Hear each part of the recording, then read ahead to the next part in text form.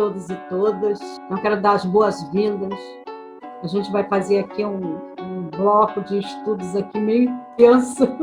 Na hora de pensar um pouco, né, esse encontro de hoje, o coletivo pensou em possibilitar que o grupo tivesse alguma informação básica acerca da história da Baixada, que inclusive pudesse inspirar na hora da construção da própria arte de vocês, né? Seja ela da imagem, seja do corpo, seja da dança, mas a gente pode estar incorporando aquilo que são os nossos guardados, aquilo que são as nossas referências, aquilo que pode nos ajudar a pensar esse país a partir do nosso território, né? Pensar esse país a partir do nosso território, né? Pensar o mundo.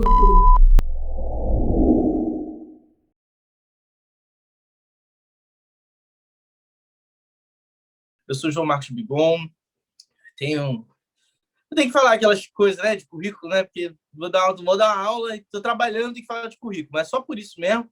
Mas eu sou professor de história, professor de filosofia, e isso vale lembrar. Eu não sou formado em filosofia, eu sou formado em história na FEUDUC.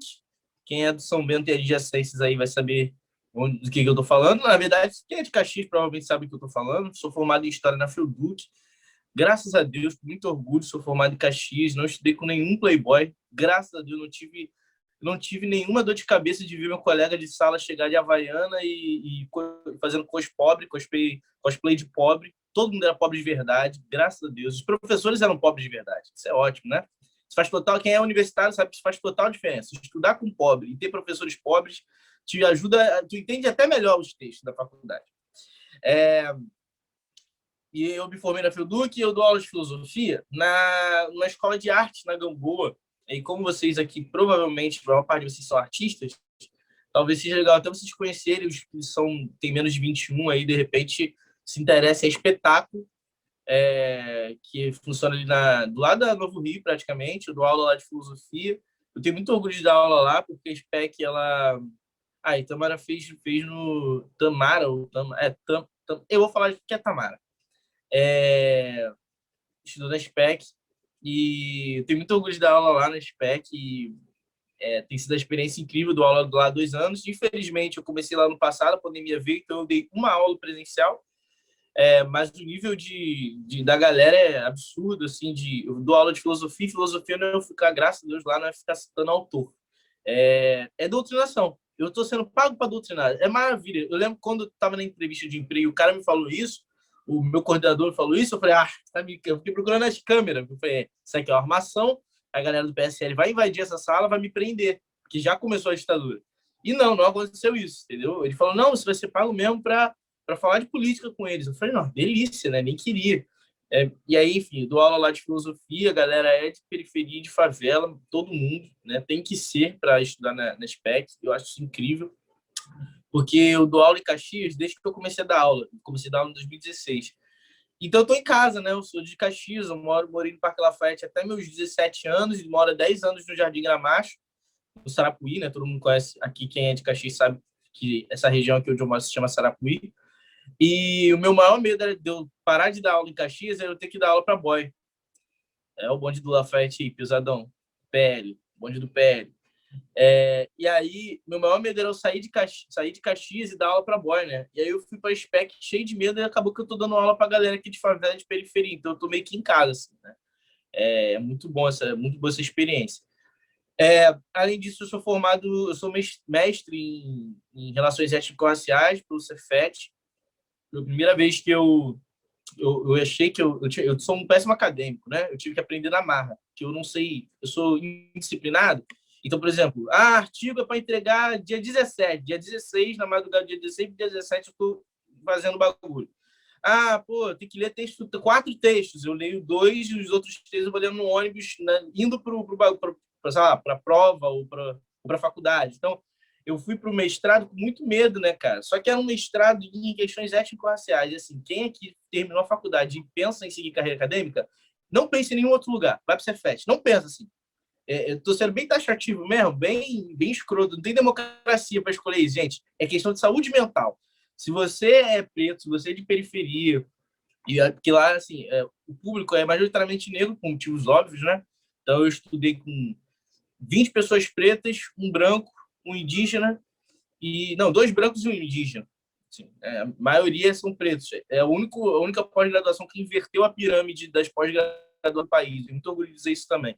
Assim, é uma sala que você entra, você fica até meio assim, tipo, é sério mesmo, parece um desfile de moda, né? Não parece uma sala de universidade, porque normalmente o universitário é feio, e todo mundo é bonitão, de black, e trança, e dread, e toda semana tu fica confuso de com quem tu tá falando, porque a mina troca de cabelo toda semana.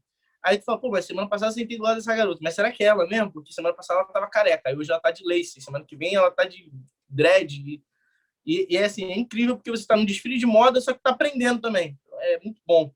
Então foi uma experiência muito boa, porque eu tinha muito medo de, como eu sou um péssimo acadêmico, de ir para o mestrado e me estrepar, né, cara? E eu fui para o mestrado, só tinha gente preta, e por esse motivo os professores, não são todos negros, né, mas o fundador é negro, e então os professores são escolhidos a dedo. Então os professores têm um cuidado muito grande, por exemplo, pô, tu trabalha pra caraca, tu chega atrasado 1 hora depois da aula, o professor não vai sei lá, te ferrar por conta disso.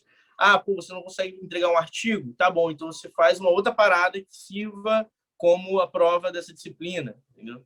Então, tipo assim, foi muito bom a experiência. Assim, foi uma experiência que, como ser humano, não só como acadêmico, como ser humano, me engrandeceu pra caraca estudar no Cefet, assim. Até porque eu estudei com gente mais velha, era todo mundo preto, todo mundo mais velho, então eu aprendi muito, assim, tipo, sobre várias coisas, sobre a vida mesmo. E aí também me ajudou na minha autoestima. Eu tinha uma baixa autoestima enquanto intelectual muito grande, né, cara? Acho que é normal de qualquer pessoa negra ter esse processo aí de ficar se invalidando o tempo todo, né? A galera chama de síndrome do impostor, e é real. E aí eu demorei 1 ano para me identificar como mestrando. Eu já estava no bagulho, entendeu? Então eu ficava tipo assim, não vou falar não, né? Porque vai que dá merda, eu perco a vaga do mestrado. Olha a minha ideia. Eu falei, não, né, que eu não consigo passar na disciplina, e aí eu tenho que largar o mestrado. Então, eu demorei 1 ano para me identificar como mestrando e tal. E ainda estou num processo, eu me formei, eu terminei o mestrado em dezembro do ano passado. Eu estou no processo ainda de falar a frase, eu sou mestre em relações étnico-raciais. É muito difícil, esse bagulho sai da minha boca, eu fico meio assim, nossa, que escroto falar isso, né? Só que, tipo, né, a gente estuda, a gente se esforça, nossos pais, nossas mães, avós, a galera se sacrificou muito, eu acredito que todo mundo que seja filho de trabalhador e trabalhadora se sacrifica muito para pagar, sei lá, um cursinho, uma faculdade, uma parada pra gente, quando terminar, não ter a disposição de peitar o bagulho e falar assim, não, pô, eu sou mesmo, é isso aí que eu faço e faço bem, tá ligado? Eu acho que isso é um processo também que a gente tem que internalizar, assim, acoplar na nossa cabeça, porque quando tu é branco e rico, tu fala que é coisa até que tu não é, né? Então, os caras vira engenheiro, nunca fez engenharia. Os caras vira ator. Rafa Kalimann, exemplo, podia dar outros exemplos, mas eu lembrei agora. Rafa Kalimann virou apresentadora e nunca fez teatro, nada. Ela só participou do Big Brother. Então, assim, quando tu é de um grupo aí específico, tu se apropria de tudo, pô. Então, por que a gente que faz o nosso corre, que vai atrás, não pode, né? E aí enfim, milito com o Malê, com o Wesley, com a galera, já dei aula para alguém aqui, né? Não dei aula para tu não, né, Malê? Não, né? Não dei, não. Eu já dei aula no Mais aquelas nós, aulas online lá, mas no Mais Nós, não. Não, só no meu curso, no meu mini curso. Eu dei aula no Mais Nós há uns 2 anos. Foram anos também muito bons. Militei com a galera de Caxias com a questão da educação, com a questão dos evangélicos, que é meu tema de pesquisa e também foi por muito tempo meu tema de militância. Eu já estou afastado, desde que eu comecei a escrever a dissertação em final de 2019, me dei afastada do lance da militância. E aí faço só o que dá para fazer, que eu comecei a trabalhar como influenciador digital. E aí as paradas que eu falo, eu só gravo vídeo e jogo lá, e aí vai mais longe às vezes do que eu ficar andando por aí fazendo as coisas. E facilita a minha vida também, porque eu trabalho muito, estou muito cansado, gente.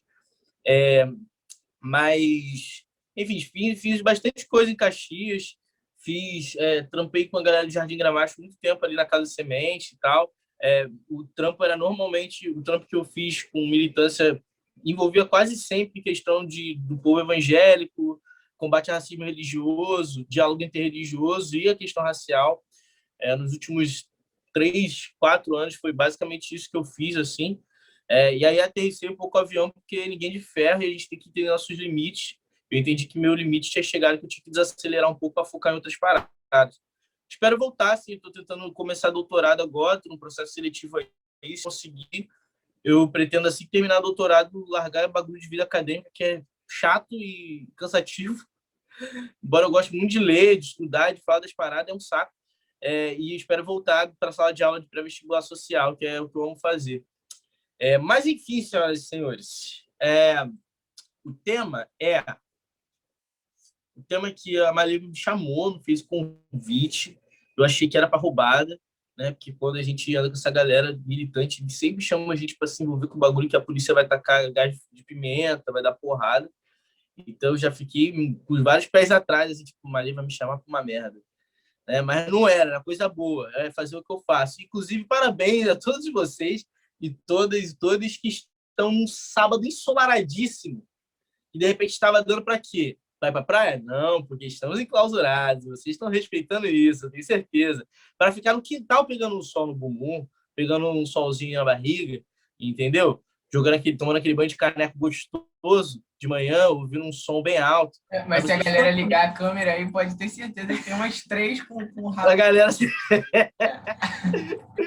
Caraca, mas é isso, o único bônus do home office, né, cara? O dia desses eu fui dando aula, olha que doideira, eu tava dando aula, não, tava na reunião do espetáculo, indo pra Saquarema, cara. Então, eu tava dentro do Uber, assim, indo daqui pro Rio pra pegar um BlaBlaCar, na chamada de vídeo, aí eu falei, gente, eu estou no trânsito, eu vou abrir o microfone aqui, não estranhe não, tá? Eu de shortinho, o chapéu de palha, a mochila, e depois eu tava fazendo plano de aula. Acho que quem tá no meu melhor, acho que Maria tá no meu melhores amigos do Instagram. Eu na sala, na praia lá em Saquarema, fazendo plano de aula de história, digitando no celular, o livro aberto. Acho que o pessoal da praia não entendeu nada também, né? Eu com uma caipirinha, um monte de livro de história aberto, elaborando prova de aluno, assim, né? Bônus do home office, né, senhoras e senhores? Pois é. Como é que aquela mina falou? Eu mereci o meu pai. Se eu faço planejamento, sala de aula em Saquarema, é o que eu mereci. Mas, enfim. Aí a Maria me chamou, e aí, bem, falou da proposta das paradas que vocês estão discutindo aqui. Inclusive, vocês tiveram uma aula inaugural com a minha ex-professora Marlúcia, né? Vocês tiveram aula com só uma das maiores historiadoras da Baixada Fluminense, se não a maior historiadora da Baixada Fluminense. Marlúcia, aquela coisa fofa, gente. Coisa fofa. Eu lembro que Marlúcia dava aula. Pode falar, Maria. Não, só ia falar que a galera pirou, assim, foi muito maneiro, foi um boom. A primeira aula foi incrível. Era demais, cara. E aí, tipo, Marlúcia dava aula e a galera começava a zumbar, a gente ficava meio assim, é minha avó, né? A gente ficava, porra, cala a boca, respeita a professora. Então, Marlúcia é um amor. Muito orgulho de ter sido aluno dela. Talvez ela lembre, ela talvez lembrasse de mim se eu ainda tivesse um cabelo desse tamanho. Então, acho que ela não, se eu olhar e me encontrar hoje, ela não vai me reconhecer. Se bem que o professor tem memória boa. E eu digo isso, que é o meu lugar de fala, né?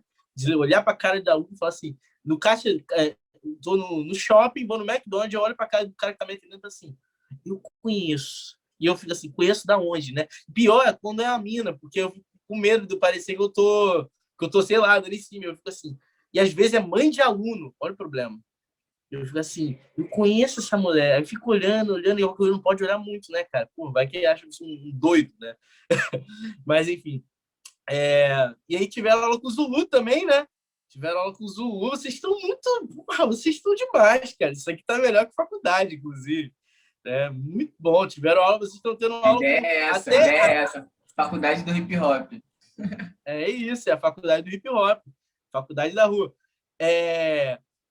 Assim, até a aula de hoje, vocês tiveram só aula com os melhores. Daqui para frente é por água abaixo, tá? Já vou avisando. Eu não sou um dos melhores de Caxias. Sinto desapontados. A galera deu uma cagada, uma escorregada aí com a escolha da aula de hoje, né? Mas tudo bem, tá valendo. E aí a Malê falou da proposta e eu sugeri o tema hip hop como ferramenta política do povo preto. né?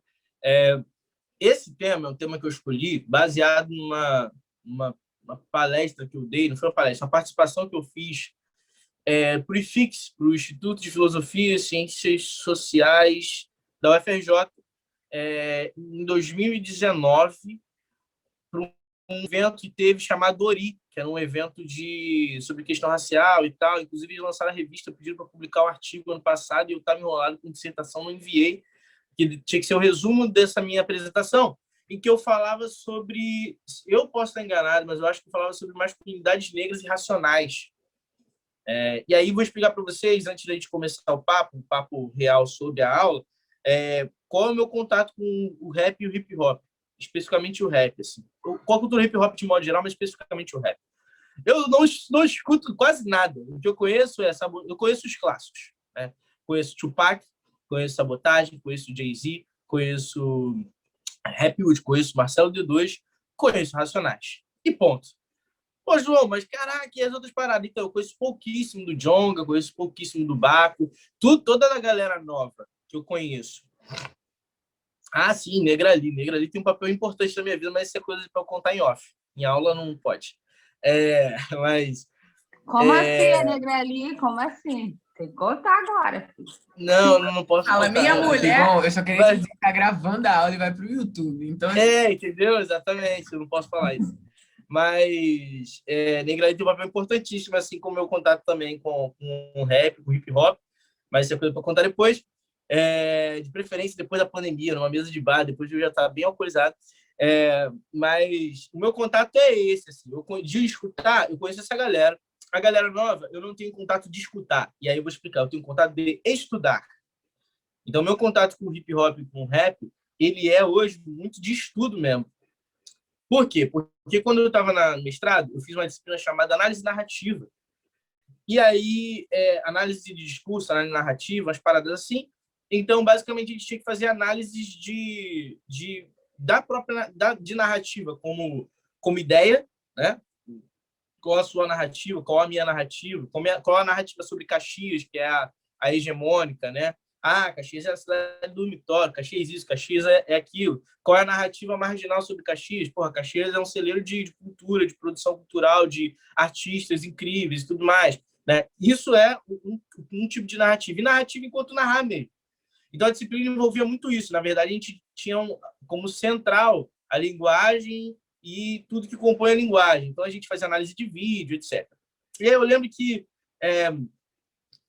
a gente trocando ideia, a gente leu vários textos, e aí vários textos falavam sobre rap, textos da antropologia, de uma área da antropologia chamada sociolinguística, e que os caras, basicamente, se dedicam a estudar a antropologia da linguagem.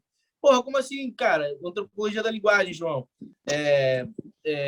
Por exemplo, do porquê a gente coloca roupa em cachorro e... Não, roupa é imagem, né? Mas por que a gente bota nome curto em cachorro, por exemplo? Ou nomes que a gente se identifica, ou nome de gente em cachorro. Por quê? Porque cachorro é doméstico. Se é doméstico, a gente quer domesticar. Se a gente quer domesticar, a gente quer aproximar do humano. Então, já repararam que quando a gente fala com o cachorro, a gente fala no mesmo tom, do mesmo jeito que a gente fala com o bebê? Vem cá, não sei quem, vem cá, não sei quem. Aí o cachorro vem, aí fica todo...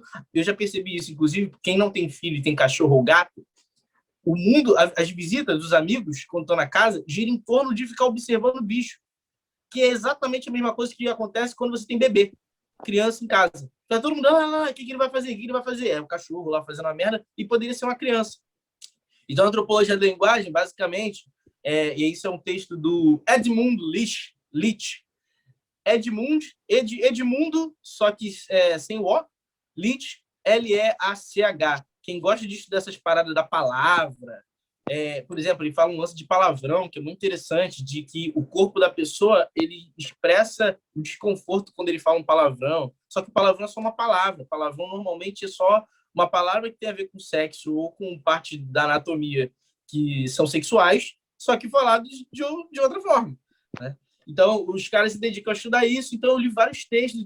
Tem um texto desse cara, não, na verdade, um outro cara chamado Irving Goffman, que é antropólogo, que o cara estuda o Black English.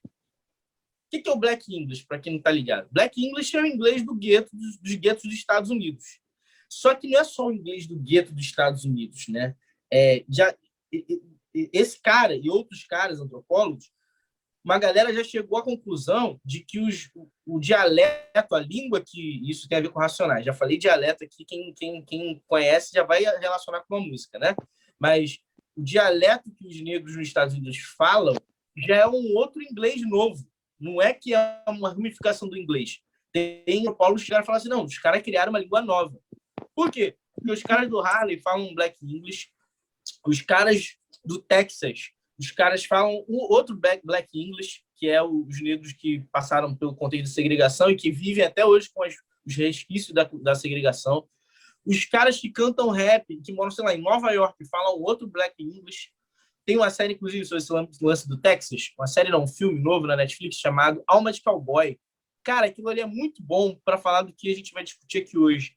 É com o Idris Elba, aquele homem impecável, de bonito, no auge dos seus 50 anos, e aquele menino do Stranger Things, que eu não sei, mas também é muito bonito. O filme é aulas e palestras demais, assim, sobre cultura preta, sobre linguagem, sobre tudo que a gente vai discutir aqui. Eu vou relacionar com o filme em algum momento. O nome do filme é Alma de Cowboy. Alma de Cowboy, tá na Netflix, cara. Muito bom, muito bom, muito bom. Faz aqui, separa aquela garrafa de vinho, ou então aqueles 2 latão, tá ligado? Faz aquele buraco quente. Vocês estão ligados de buraco quente? Você abre tua armário, se tiver sobrando uns 3 pão, tu pega tudo que tem na geladeira de comida, faz um mexido ali, joga requeijão, azeite, pá, abre o pão assim, ó, tira o miolo, enfia essa comida toda ali dentro, bota um pouquinho dentro do forno e tira. Aquilo ali é um buraco quente. Bonzão, tá ligado? E aí lança com um latão, com um vinhozinho, pá e brose, bota a alma de cowboy, dá aquela relaxada, porque na pandemia só isso que dá. Tá sendo gravado. Eu não falei, porque assim, tá sendo gravado. Depois, o professor tá induzindo a coisa, pá, mas é vocês, fica à vontade. E aí, esses ingleses, esses vários Black English, os caras da antropologia olharam e falaram assim, irmão, os pretos dos Estados Unidos inventaram uma língua nova. Não é o inglês derivado do britânico que o branco fala. Na verdade, não é igual a nenhum inglês. Então, tem uma série que eu gosto muito, porque eu sou lerdão, eu gosto de bagulho de super-herói, Luke Cage. Provavelmente alguma galera que já deve ter visto. Luke Cage tem a segunda temporada deles, tem a entrada dos jamaicanos no bagulho, né? No contexto ali do filme, da série, que não era uma parada. E aí a gente que é de fora, que mora no Brasil, olha e pensa assim, pô, mas jamaicano, afro-americano, os caras estão tudo ali meio que no mesmo contexto. Não, olha que doideira, não.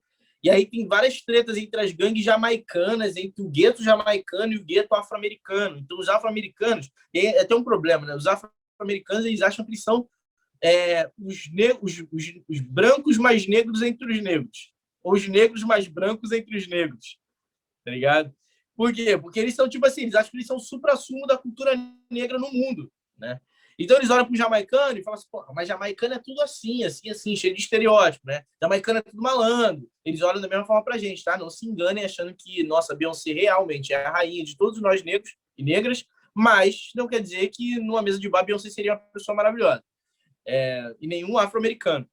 Por exemplo, a Angela Davis teve que falar isso pra gente, né? A Angela Davis veio no Brasil em 2019, virou e falou assim, pô, vocês ficam babando no meu ovo, babando o ovo da galera da gringa, mas vocês têm a Lélia Gonzalez aqui? Sério, Lélia Gonzalez me ensinou tudo que eu sei, vocês ficam babando o meu ovo. A Angela Davis teve que lembrar a gente que a gente não precisa também ficar linkando nossa ponte o tempo todo com os caras, por mais que seja importante fazer essa unificação nas Américas. E é importante mesmo, não tô querendo negligenciar isso não. E aí no Luke Cage, os caras falam, pô, não entendi nada que esse jamaicano falou, porque ele fala cantando.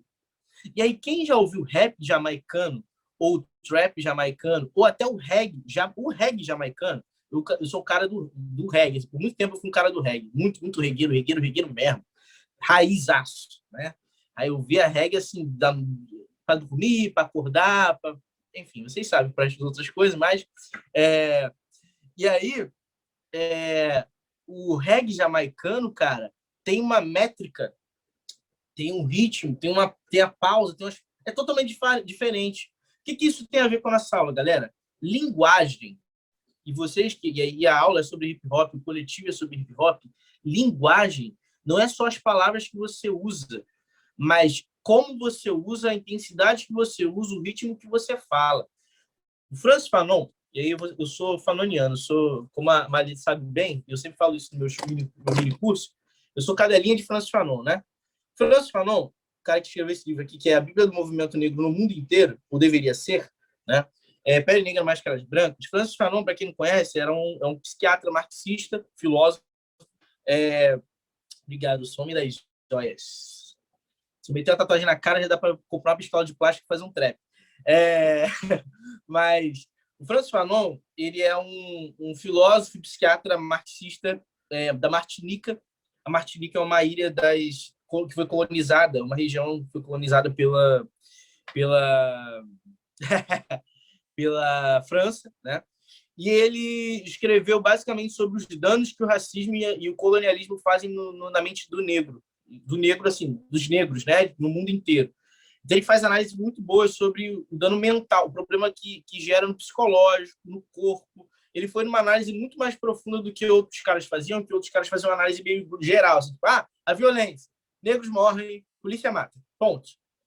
Mas ele falou assim, por que a violência, negros morrem? Ele fala, ok, violência, negros morrem, a polícia mata. Mas o que faz a polícia, um policial negro, por exemplo, aí vamos pensar Rio de Janeiro, e o que faz um policial negro matar um igual seu?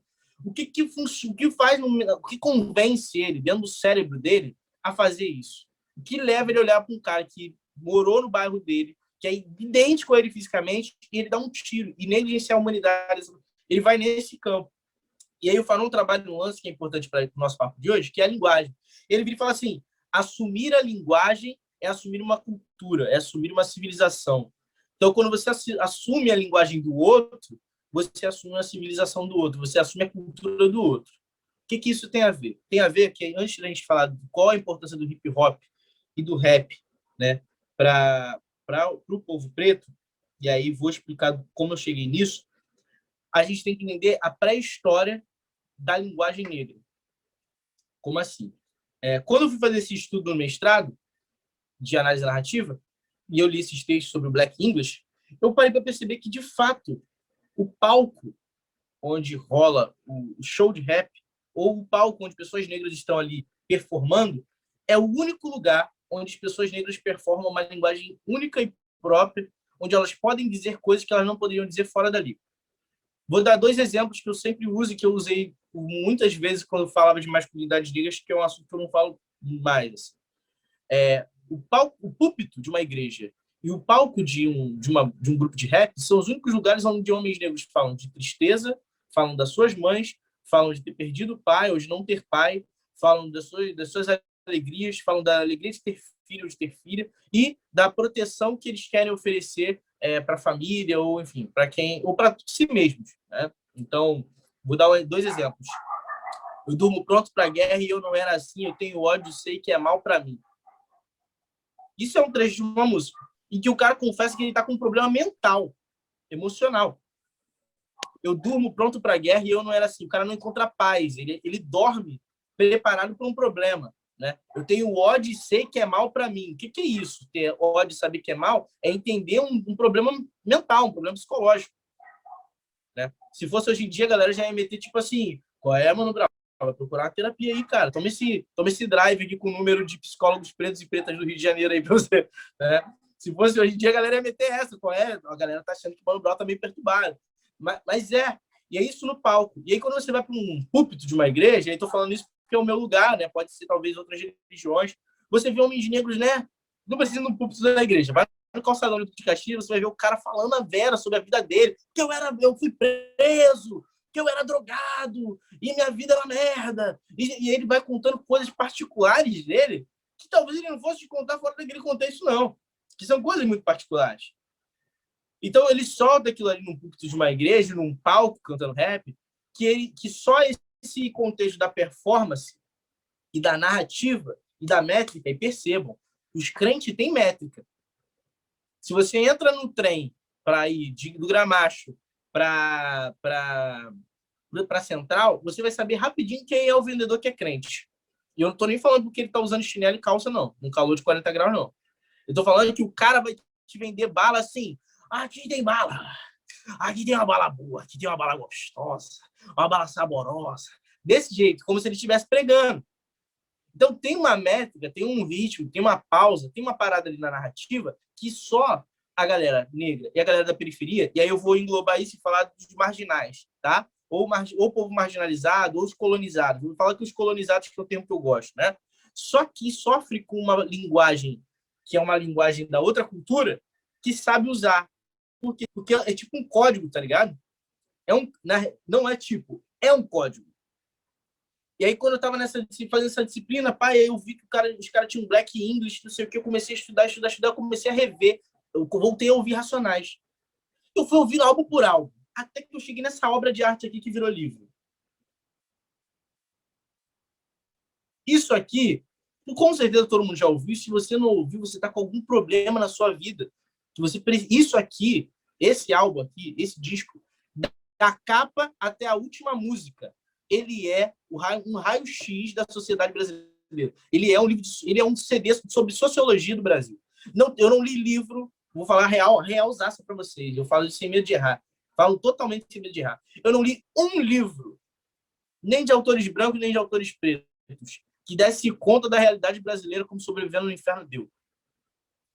E aí tem uma entrevista no Red Bull Station de 2017, tem no YouTube completo, mas se puder jogar o link para a galera, você joga aí, por favor, do Racionais no Red Bull Station 2017, em que pela primeira vez os 4 estão reunidos para dar uma entrevista. Isso é recente, 2017. Então, pela primeira vez eles reúnem os caras e os caras dão entrevista juntos. E é muito, muito da hora que, primeiro você percebe, e foi isso que eu analisei no meu mestrado, e aí que eu percebi que tem uma parada dentro da linguagem aí do hip hop, que é uma linguagem simbólica, é quase um código secreto da parada, que nem todo mundo entende, e quando se entende, é como se você encontrasse a chave para abrir portas e portas e portas e conseguir fazer várias coisas. É quase um bagulho mágico, na verdade é uma magia, né?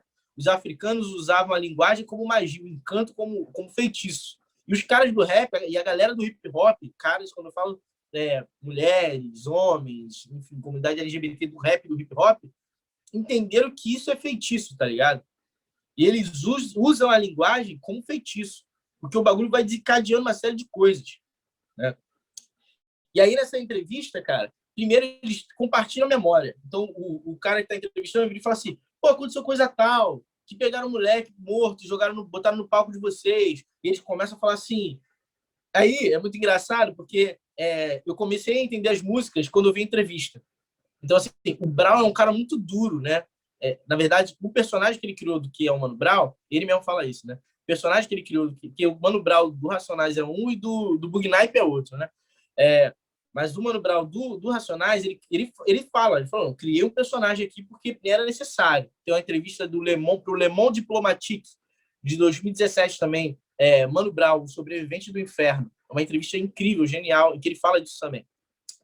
Ele é um cara muito duro, né, na fala, ele não ri e tal.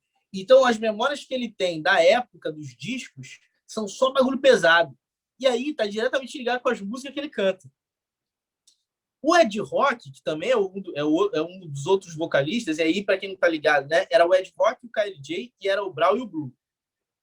E aí eles se conheceram e se uniram, né? E aí o Ed Rock, ele é um cara que sempre, não sei se vocês já repararam isso, sempre tá cantando as músicas de putaria, ele é um maluco que parece que ele gosta muito de pegar, ele era pegador, é bonitão, né? Então, maluco, ele era pegador, ele sempre cantou as músicas de festa, né? Não, porque a mulher, porque não sei o quê, porque ele traía, porque ele saía. E aí é muito engraçado que quando o entrevistador joga as situações, o Ed Rock só lembra de coisa boa e o Brown só lembra de bagulho ruim. E parece que eles compartilham a mesma memória, só que cada um da sua perspectiva. Então, o próprio Ed Rock tem um momento que fala assim, eu sou romântico, eu lembro das partes mais românticas da parada. Então, eu lembro, do auge, quando a gente tinha dinheiro, quando não sei o quê, quando não sei o quê, não sei o quê. E aí o Brown, não. Aí o Brown fica puto aí, fala assim, os caras passam por cima das ideias. Os caras cortam por cima das ideias, moro? Pô, os caras estão contando só a parte boa. Antes disso aí, tem muito, muito mais coisa. Aí ele começa a falar um monte de bagulho, porque os caras estão bem assim de... Pô, vamos contar mesmo essa parada? Ele fala, por exemplo, que arriaram o despacho para poder lançar o primeiro álbum. e não sei o quê, e várias paradas, e trocaram tiro com a polícia, ele só tinha uma pistola. E aí a polícia falou, a gente quer o Brau, do lado de fora do show, a gente quer o Brau. Aí o Brau falou, manda entrar. Aí o Brau tá maluco, ele só tem uma pistola. Falou, manda entrar, irmão. E nesse nível, assim. E é muito doido que eles vão lembrando, e aí tu vai percebendo que os caras estão falando de uma época que eles tinham 20 anos de idade. 20 anos de idade. E aí, na entrevista para o Le Monde, no Brau, um sobrevivente do inferno, ele fala, irmão, a gente tinha... A única coisa que a gente tinha de perigoso era o rap e a marra. Então, a gente tinha que fingir que a gente era mal. Porque a gente pesava 50, 60 quilos. Pobre, no bairro mais violento, da cidade mais violenta, do estado mais violento da América Latina na década de 90, que é o Capão Redondo. O que a gente tinha além do rap? Ele fala isso 2 vezes. Ele fala isso nessa entrevista para o Le Monde, que é Brau, sobrevivente do inferno, e essa para o Red Bull Station. Ele fala assim: a gente desempregado, se a gente não tem o rap, se o malandro não tem o rap para se agarrar, vai para arrebenta, ou seja, vai para o tráfico. Então aí ele já, por exemplo, fala de uma coisa que é importante: como o rap se torna uma possibilidade de você não caminhar para o caminho da morte, que é o que o Estado alimenta. O Estado não precariza a favela simplesmente para fazer você se sentir inferior. Ele precariza a favela porque a Polícia Federal faz... Nossa, isso está sendo gravado, mas enfim. Ele precariza a favela porque na divisa do país, alguém, também comandado pelo Estado, vai deixar as armas entrarem. Então, ele precariza a tua vida para que a outra ponta seja a sua única possibilidade, para que ele possa ter um argumento para te matar. É uma máquina cíclica que opera de uma forma muito organizada e que, às vezes, a gente acha que a gente está conseguindo, o racismo vai acabar. Não está nem longe de acabar, mano. Sinto informar, mas não está nem longe de acabar. Então, tipo assim, é de fato uma miséria programada. E aí, o mais grave, não é uma miséria programada de 40 anos para cá, galera. Os pretos que pegaram a ditadura pegaram nem uma terça parte do que os escravizados pegaram. Cara. Pensa comigo o que os caras tiveram que fazer, o candomblé, a Umbanda virar, as religiões virarem, o que tiveram que fazer, a capoeira virar, só para poder se adaptar a um mundo que você não podia jogar capoeira. Você não podia cantar. Então, criar um monte de código, um monte de linguagem secreta, tudo isso é parte dessa tecnologia. Né? E foi por conta disso, percebendo isso nessas entrevistas do Mano Brown, do Racionais, reouvindo os álbuns, agora adulto. A primeira vez que eu ouvi, eu lembro, inclusive, eu sou de 93, né? Quando eu ouvi Racionais pela primeira vez, acho que era 96, 97, e eu ouvi escondido, assim, que parecia que eu tava ouvindo um bagulho de criminoso. E na época era um bagulho de criminoso, tá ligado? Então eu ouvi assim, tinha palavrão, aí eu falava, caraca, mano, tô ouvindo um bagulho. Eu era menorzão, eu falava, cara, tô ouvindo um bagulho aqui muito de adulto, assim, muito. Eu sou um cara perigoso, tô ouvindo rap, né? Então eu voltei a ouvir essa parada adulto. E aí minha mente fez assim, eu falei, mano, o que é isso aqui, esse disco aqui? É um bagulho absurdo, né? Tem muitas coisas, em uma frase, tem coisas ali importantíssimas. Por exemplo, a relação que os caras têm com a mãe é uma coisa muito doida, muito doida. Porque denuncia, primeiro, o abandono parental, que é clássico da década de 90, homens... E aí é interessante porque os homens abandonavam, porque muitas vezes abandonavam, e por muitas vezes eram porque tinham sido presos, tinham virado alcoólatras, tinham caído do crack, tinham virado moradores de rua, tinham sido assassinados pela polícia. E aí percebe que os caras sempre cantam sobre a mãe, assim, não só eles, né? Por exemplo, o Emicida é um cara que não é nova geração, teoricamente, mas tem quase seus 40 anos. Ele fala da mãe o tempo todo, né? O Brau falava da mãe o tempo todo. É um padrão. O Djonga fez um álbum que ele fala da avó, né? Essa conexão com a matriarca é um bagulho, primeiro, fundamentalmente negro, que é comum para as culturas que são desenvolvidas a partir da cultura africana, que era uma cultura matriarcal pra caramba, né?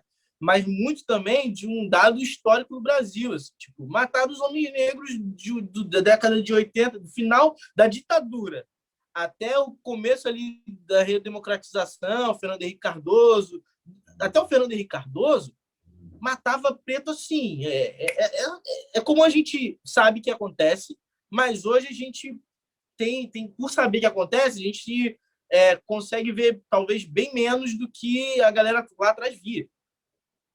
Sabe? Né?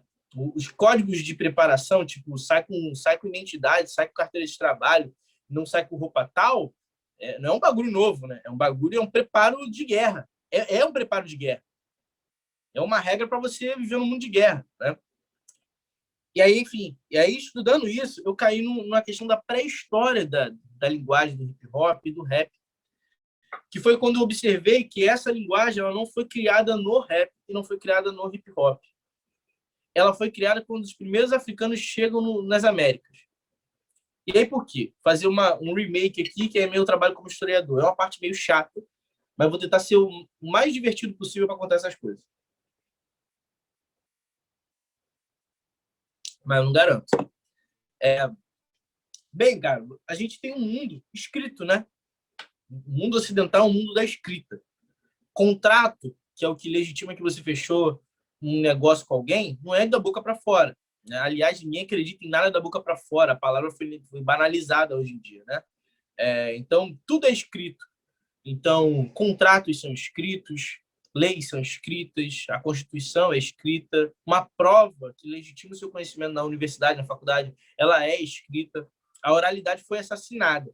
E a oralidade foi assassinada porque a oralidade é um fundamento, usar palavras difíceis e insuportáveis aqui, mas que é importante a gente dominar também essas palavras, para a gente não dar mole para os brancos, são fundamentos epistemológicos do povo indígena e do povo africano. Né? A palavra é muito importante. Tem um livro, enciclopédia, História Geral da África, volume... Vocês acham o PDF fácil na internet, tá? História Geral da África, volume 2, tá? Da Unesco, a coletânea que o governo Lula botou para dentro do país, através do Gilberto Gil, do Renato Nogueira, de um monte de gente que a gente conhece aí, que teve papel importante para isso. Inclusive, é um avanço do movimento negro conquistar essa enciclopédia da Unesco na linguagem em português do Brasil. São 2 volumes, é muito bom. O volume 2, que fala do século XVI ao século XX, que é quando fala da África colonizada para frente, né? Eles falam, tem uma frase muito interessante ali de um capítulo, que o cara fala assim: na África, toda a palavra é pesada. Na África, toda palavra é sagrada. O que isso significa? Não sei quem tem conhecimento aqui do que é o griot, né? Provavelmente todo mundo aqui está ligado no que é, até porque vocês são do hip-hop, e o griot são os primeiros rappers, né? O griot, normalmente ele é um idoso das comunidades africanas antigas, né? Que ele se dedica a vida toda, a função do cara na sociedade, e quando eu estou falando função, é de fato função, tá? É como padeiro faz pão, eu dou aula, lixeiro varre rua, médico passa receita de remédio, e enfermeiro faz a parada acontecer. É o enfermeiro que faz a parada acontecer, o médico só passa a receita mesmo. Bigão, só te escutando, mas isso que você falou é muito importante, assim, porque acho que cada vez mais a gente tem que se ver enquanto artistas, né, tendo uma função ali dentro de uma estrutura da mesma forma como você falou, que a farmácia faz. Sim, exatamente. Da mesma forma que todas essas áreas da sociedade operam, e essas pessoas são importantes para que essas áreas operem, na sociedade africana antiga e até nas atuais, o griot ele tem a única e exclusiva função de armazenar memórias e linguagem. Por quê? Porque a função do cara é ser um livro humano. Porque eles não têm a cultura, e vários deles têm até a cultura escrita. Por exemplo, os africanos são majoritariamente árabes, né? Metade do continente é muçulmano, né? A gente não consegue dimensionar isso porque a gente colocou na nossa mente que o muçulmano é só aquele cara com a cara do Bin Laden, né? Mas os malês, que não é a nossa cara amiga aqui, mas os malês que vieram para a Bahia, eles eram todos muçulmanos. E esses caras tinham a cultura da escrita, porque o Alcorão é escrito, né? Ok. Só que eles têm uma cultura do canto. Não sei se vocês estão ligados no canto árabe, que é um bagulho meio... Inclusive, a primeira aula de amanhã vai falar sobre isso, da Alba Lírio. Ela traz muito essa... então, eu quero assistir, quero estar aqui para ver. E aí, então, o canto árabe, ele por exemplo, só na forma de cantar, já um código de passar mensagem, passar informações. Então, a palavra na África ela tem um valor muito grande, ela é muito pesada, ela é algo valorizado, é algo de importância, porque os griots, por exemplo, eles têm a função de pensar a palavra que vai usar e de como vai usar, em que momento vai usar, porque não é só informação, não é só palavras aleatórias como para a gente é tecnologia. O cara está te dando o segredo do futuro ali, falando alguma parada para você do passado, por exemplo. E aí, quando essa galera vem para cá, a primeira coisa que os europeus fazem é desarticular a linguagem. Porque os europeus entendem que linguagem é algo importante. E se você derruba a linguagem, você derruba tudo. Um autor, e aí indico, que eram as coisas que eu queria passar pela tela aqui, mas eu não consegui entrar pelo meu notebook, mas vale a pena. Um autor chamado Stuart Hall com H-A-L-L, Stuart, como é Stuart mesmo, como Stuart, John Stuart, o Lanterna Verde Negro. A minha diferença, meu Deus do céu, só uma vergonha. Fala de novo aí para eu anotar aqui. Stuart quê? Stuart Hall. Stuart Hall, o Hall é H-A-L-L. Stuart Hall é um sociólogo jamaicano que tem um livro chamado Identidade Cultural na Pós-Modernidade, que é um livro muito bom para vocês que são da cultura. É um livro chato, muito chato em várias partes, mas tem um capítulo chamado A Cultura Popular é Negra, alguma coisa assim, né? Que ele fala do processo de chegada da cultura negra nas Américas e do que ela virou. E aí ele fala assim, um mundo que entende que linguagem é poder, que linguagem domina. Por quê? Por que linguagem domina? Porque os caras criaram a Constituição, e a Constituição é toda escrita. E se você foge do artigo 5º, se você infringe qualquer um daqueles artigos ali, você infringiu a lei. Só que está escrita primeiro, para depois virar algo tão pesado a ponto de impedir você, por exemplo, de andar sem camisa num lugar que não pode ficar sem camisa. De você ficar sem roupa na praia. São coisas desse tipo que o Stuart Hall fala assim, os caras criaram a linguagem, entenderam que linguagem é dominação. Então, o que eles fazem? Eles enfiam um monte de africanos de etnias diferentes, de linguagens diferentes dentro de um navio. E quando chega aqui, eles misturam todo mundo. Por quê? Porque se a linguagem não consegue se alinhar, você não tem alinhamento cultural. Lembra? Assumir a linguagem de um povo é assumir a cultura de um povo, é assumir a civilização de um povo. Então, por exemplo, se eu sou muçulmano, e Malê de um outro navio, do mesmo navio, e ela era de uma comunidade, de uma aldeia, de uma civilização africana, que não era muçulmana, mas que falava a mesma língua que eu, a gente consegue se alinhar mesmo com nossas diferenças étnicas. Exemplo básico, toda vez que um brasileiro sai do país, a primeira coisa que ele faz, pergunte para qualquer pessoa, é procurar restaurante brasileiro. É procurar outros brasileiros. E quando você está fora da sua cultura, a primeira coisa que você quer é familiaridade, é similaridade. Então, nem que se você chegar... um outro exemplo, negros se cumprimentam com o olhar. Estou mentindo, negros? Negros e negras. Negros e negras. O negro de black... Gente, todo mundo sabe que isso acontece. Isso é normal. O negro de black passa por uma negra de dread. Ou um negro de black passa por um negro de black na rua. A gente não se conhece. Mas ele vai me olhar do outro lado da rua, eu vou olhar para o outro lado, e a gente vai fazer isso aqui assim, rapidamente, assim. Vai seguir. Isso é normal. Isso quando não fala. Né? E quando acontece, ele se sente meio mal, né? Fica assim, vai olhar, olha. Tá comigo, não? Cara, tipo assim, alguém falou que a Tamara falou que é flerte. Às vezes é. Todo mundo está em busca de uma afrolove, né? Mas, às vezes, não é. Às vezes, por exemplo, eu sou hétero. Toda vez que eu vejo um cara de dread e de black e tal na rua, eu falo... Quando é mais novo do que eu, então, quando é um moleque, tipo assim, mais novinho, eu falo assim, esse cabelo tá bala, hein, menor? Porque eu sei que isso é importante pra caraca. E isso é, em si, essa conexão linguística, essa ponte linguística. Por quê? Porque o cabelo, por exemplo, é uma linguagem. Então, pessoas de cabelo natural, negras de cabelo natural, elas, via de regra, elas se comunicam com o olhar, quando não se comunicam, até falando mesmo. Eu tinha uma amiga que toda vez que...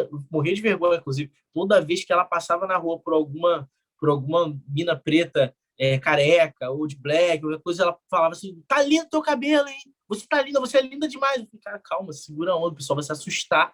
Né? Mas ela fazia isso, eu achava da hora. Por mais que seja vergonhoso, eu achava da hora. Né? Então, os caras trazem esses africanos para dentro do navio, jogam aqui nas Américas, misturam todo mundo, né? Para precarizar a linguagem. Por quê? Porque essa é a primeira fase da colonização. A segunda fase, sabe qual é? Enfiar a linguagem do colonizador goela abaixo de você. E aí não é só linguagem, tá? não é só o que falava, era como falava, como andar, como se portar. Então, você não pode andar sem as roupas de baixo. Você tem que rezar todo dia, você tem que rezar a missa, você tem que agir de tal forma, você não pode... Sabe? Todos esses códigos que fazem, inclusive, o corpo do negro, dos negros ser um corpo controlado quando ele está em determinados espaços, e aí quem é preto sabe, vai entender o que eu estou falando, né? Quando você vai para a Zona Sul do Rio de Janeiro, você tem que entrar no shopping, na Zona Sul, a sua forma de andar, o seu jeito de falar, o seu olhar muda totalmente. Vou dar um outro exemplo, que é até muito particular meu. Eu não olho para carro de polícia. Nunca olhei para carro de polícia. Minha avó me ensinou que não se encara a polícia. Então, desde pequeno, eu não olho para carro de polícia. Meu corpo, quando está num contexto desse, ou em outros contextos em que ele entende que ele é um corpo fora do eixo ali, fora do contexto, ele muda totalmente. Então, esse código linguístico sobre linguagem corporal, linguagem falada, linguagem emocional até, ele faz parte desse contexto da colonização, onde a linguagem ela é precarizada porque entende-se que a linguagem é uma arma e que poderia ser utilizada contra os colonizadores. Então, essa é uma primeira fase dessa parada que eu chamo de pré-história do hip-hop, ou pré-história da linguagem negra, né? Pensando no hip-hop hoje como o hip-hop e o funk, mas sobretudo o hip-hop, porque tem diferente do funk, o hip-hop disse que ele era político. E tem uma diferença. O funk é político? É político. Mas o funk, quando começou, ele dizia que ele era político, e aí hoje ele não diz que é, embora seja. Vários funks não dizem que são políticos ou que estão criticando e tal, por mais que alguns deles critiquem, né? Agora, o hip-hop e o rap, ele sempre disse a que veio. Inclusive, a galera do rap e do hip-hop, sobretudo a galera preta que trampa com essas paradas, bate quente porque dos 4, 5 anos para cá, a galera inventou um hip-hop de direita. Vocês estão ligados, né? Vocês estão ligados. Os caras fizeram um trap do Bolsonaro. Se vocês não estão ligados, abre aí no teu YouTube para ver isso depois, para rir um pouco. De preferência quando vocês estiverem... Uma merda. Uma merda. Pois é. Inclusive, se vocês estiverem sob efeito de álcool entorpecentes, é legal ver isso. Faz rir. E rir é muito bom para a saúde. É tipo aquele coisas para ver chapado, pô. Não aconselho. Exatamente. É isso. Rap reaça. É isso. Rap reaça. Então, assim, e aí todo mundo do rap olhou para esse bagulho e falou assim, isso faz o menor sentido. Rappers brancos falando da cultura branca, isso faz o menor sentido. Desculpa, mas isso não faz o menor sentido. E o que eu tô falando? Não pode ser rapper é branco, o D2 é branco, o Eminem é branco. Tipo assim, beleza, mas vai lá ler as letras do Eminem, por exemplo. É inquestionável que o Eminem cresceu num gueto, tá ligado? Ele tá falando de uma realidade muito particular, muito particular. É uma realidade que a gente sabe que não é geral para pessoas do gueto, mas ele tá dando conta de uma realidade ali que tem um contexto, sabe? Então, assim, o Eminem só faz sucesso pelo flow, né? E porque é branco. Mas, enfim, não vamos entrar nesse assunto aqui hoje. Mas esse lance da linguagem, ele é importante entender, porque entendendo a linguagem que foi imposta, e que essa linguagem imposta, e aí, isso é um trecho do Francis Fanon. O mundo colonial, ele não negocia forças com o mundo colonizado. Eles são forças antagônicas. O que são forças antagônicas, gente? Não tem desenrolo. Não tem como o hip-hop e o rap aceitar rap racista. Não existe, essa parada não faz sentido. Isso é como se houvesse dois lados, porque os caras no Ocidente criaram o mundo com dois lados. Lembra? Deus, diabo, sagrado, profano, verdade, mentira. Essa lógica, por exemplo, de verdade e mentira, ela é tão séria que, por exemplo, há algo entre a verdade e mentira, por exemplo. A metáfora, a fábula, a alegoria, tudo isso pode ser considerado mentira quando você ouve uma mitologia, por exemplo. Mitologia. É mentira. Não é mentira. Tá entre a verdade e a mentira isso aí. É uma alegoria sobre a verdade. Só que o mundo colonial dividiu o mundo no meio e falou assim, ó, pro lado de cá a gente acha ok, pro lado de lá não. Por quê? Porque isso é fácil de controlar. Porque os caras viram e falam assim, ó, pro lado de cá são os brancos. E é tudo que o branco quer que seja bom. E pro lado de lá é tudo que a gente quer que seja ruim. Então os caras falaram assim, ó, o lado de cá é cultura. Ah, então se não é cultura, é o quê? Não é cultura. Não é que entre o que é cultura e o que não é cultura há um intermeio ali. Sabe? Hoje a gente já transpôs essa ideia, né? E a gente entende, inclusive, que não é porque a cultura que é boa, então cultura do estupro é cultura, mas não é boa. Eu falava muito disso quando eu fazia crítica ao sertanejo universitário. E aí os caras falavam assim, você está sendo elitista porque sertanejo universitário é cultura? Eu falei, pode ser, mas não quer dizer que é boa. E aí o pessoal, faz sentido. Então, porque a cultura do estupro é cultura, mas não é boa. Então, entender que esse mundo não é binário, como os caras que criaram o Ocidente, os colonizadores fundaram na nossa mente, é importante para a gente entender que entre um lado e outro tem um intermeio. E aí, nesse intermeio, é onde se produz as culturas marginais, onde se produz a resistência, onde se produz as linguagens outras. Que linguagens outras são essas? Aí é onde a gente quer chegar. Você tem a pré-história do rap e do hip-hop como a imposição da cultura europeia. O que é o básico da cultura europeia? Procura qualquer filme britânico, qualquer filme francês, os caras não se abraçam. Vocês já repararam isso? Eu vi uma série que eu gostava muito, o Arrow. Todo mundo conhece, do Arqueiro Verde. Arrow. É uma série enorme. O autor ali, o autor não, o protagonista ali, o Oliver Queen, ele é um ator britânico. Ele é inglês. E aí, em várias cenas, ele encontra o Flash, o cara que faz o Flash. E no casamento do Flash, o ator não tem a capacidade de abraçar o outro ator. Por quê? Porque britânico não abraça ninguém. Eles dão um aperto de mão gostoso. Os caras eles não têm calor. Por quê? Porque o movimento do europeu, o movimento físico, ele foi todo enquadradinho, todo organizadinho para que fosse, né, a cultura europeia, a alta cultura. Aí os caras são todos cheios de pose, cheios de frosô, e falam bonitinho, e eles não se movimentam. E aí perceba, quando você vê um show de rap, qual é a postura de uma pessoa que canta rap. Ele não está só falando e gritando as palavras. As palavras saem conforme o corpo dele se movimenta. E se o corpo dele não se movimenta, junto com as palavras, a palavra não ganha movimento. Estou mentindo? É isso. O cara anda para lá, anda para cá e grita. E se não há esse movimento do corpo, como que um pastor prega? Um pastor de igreja de periferia?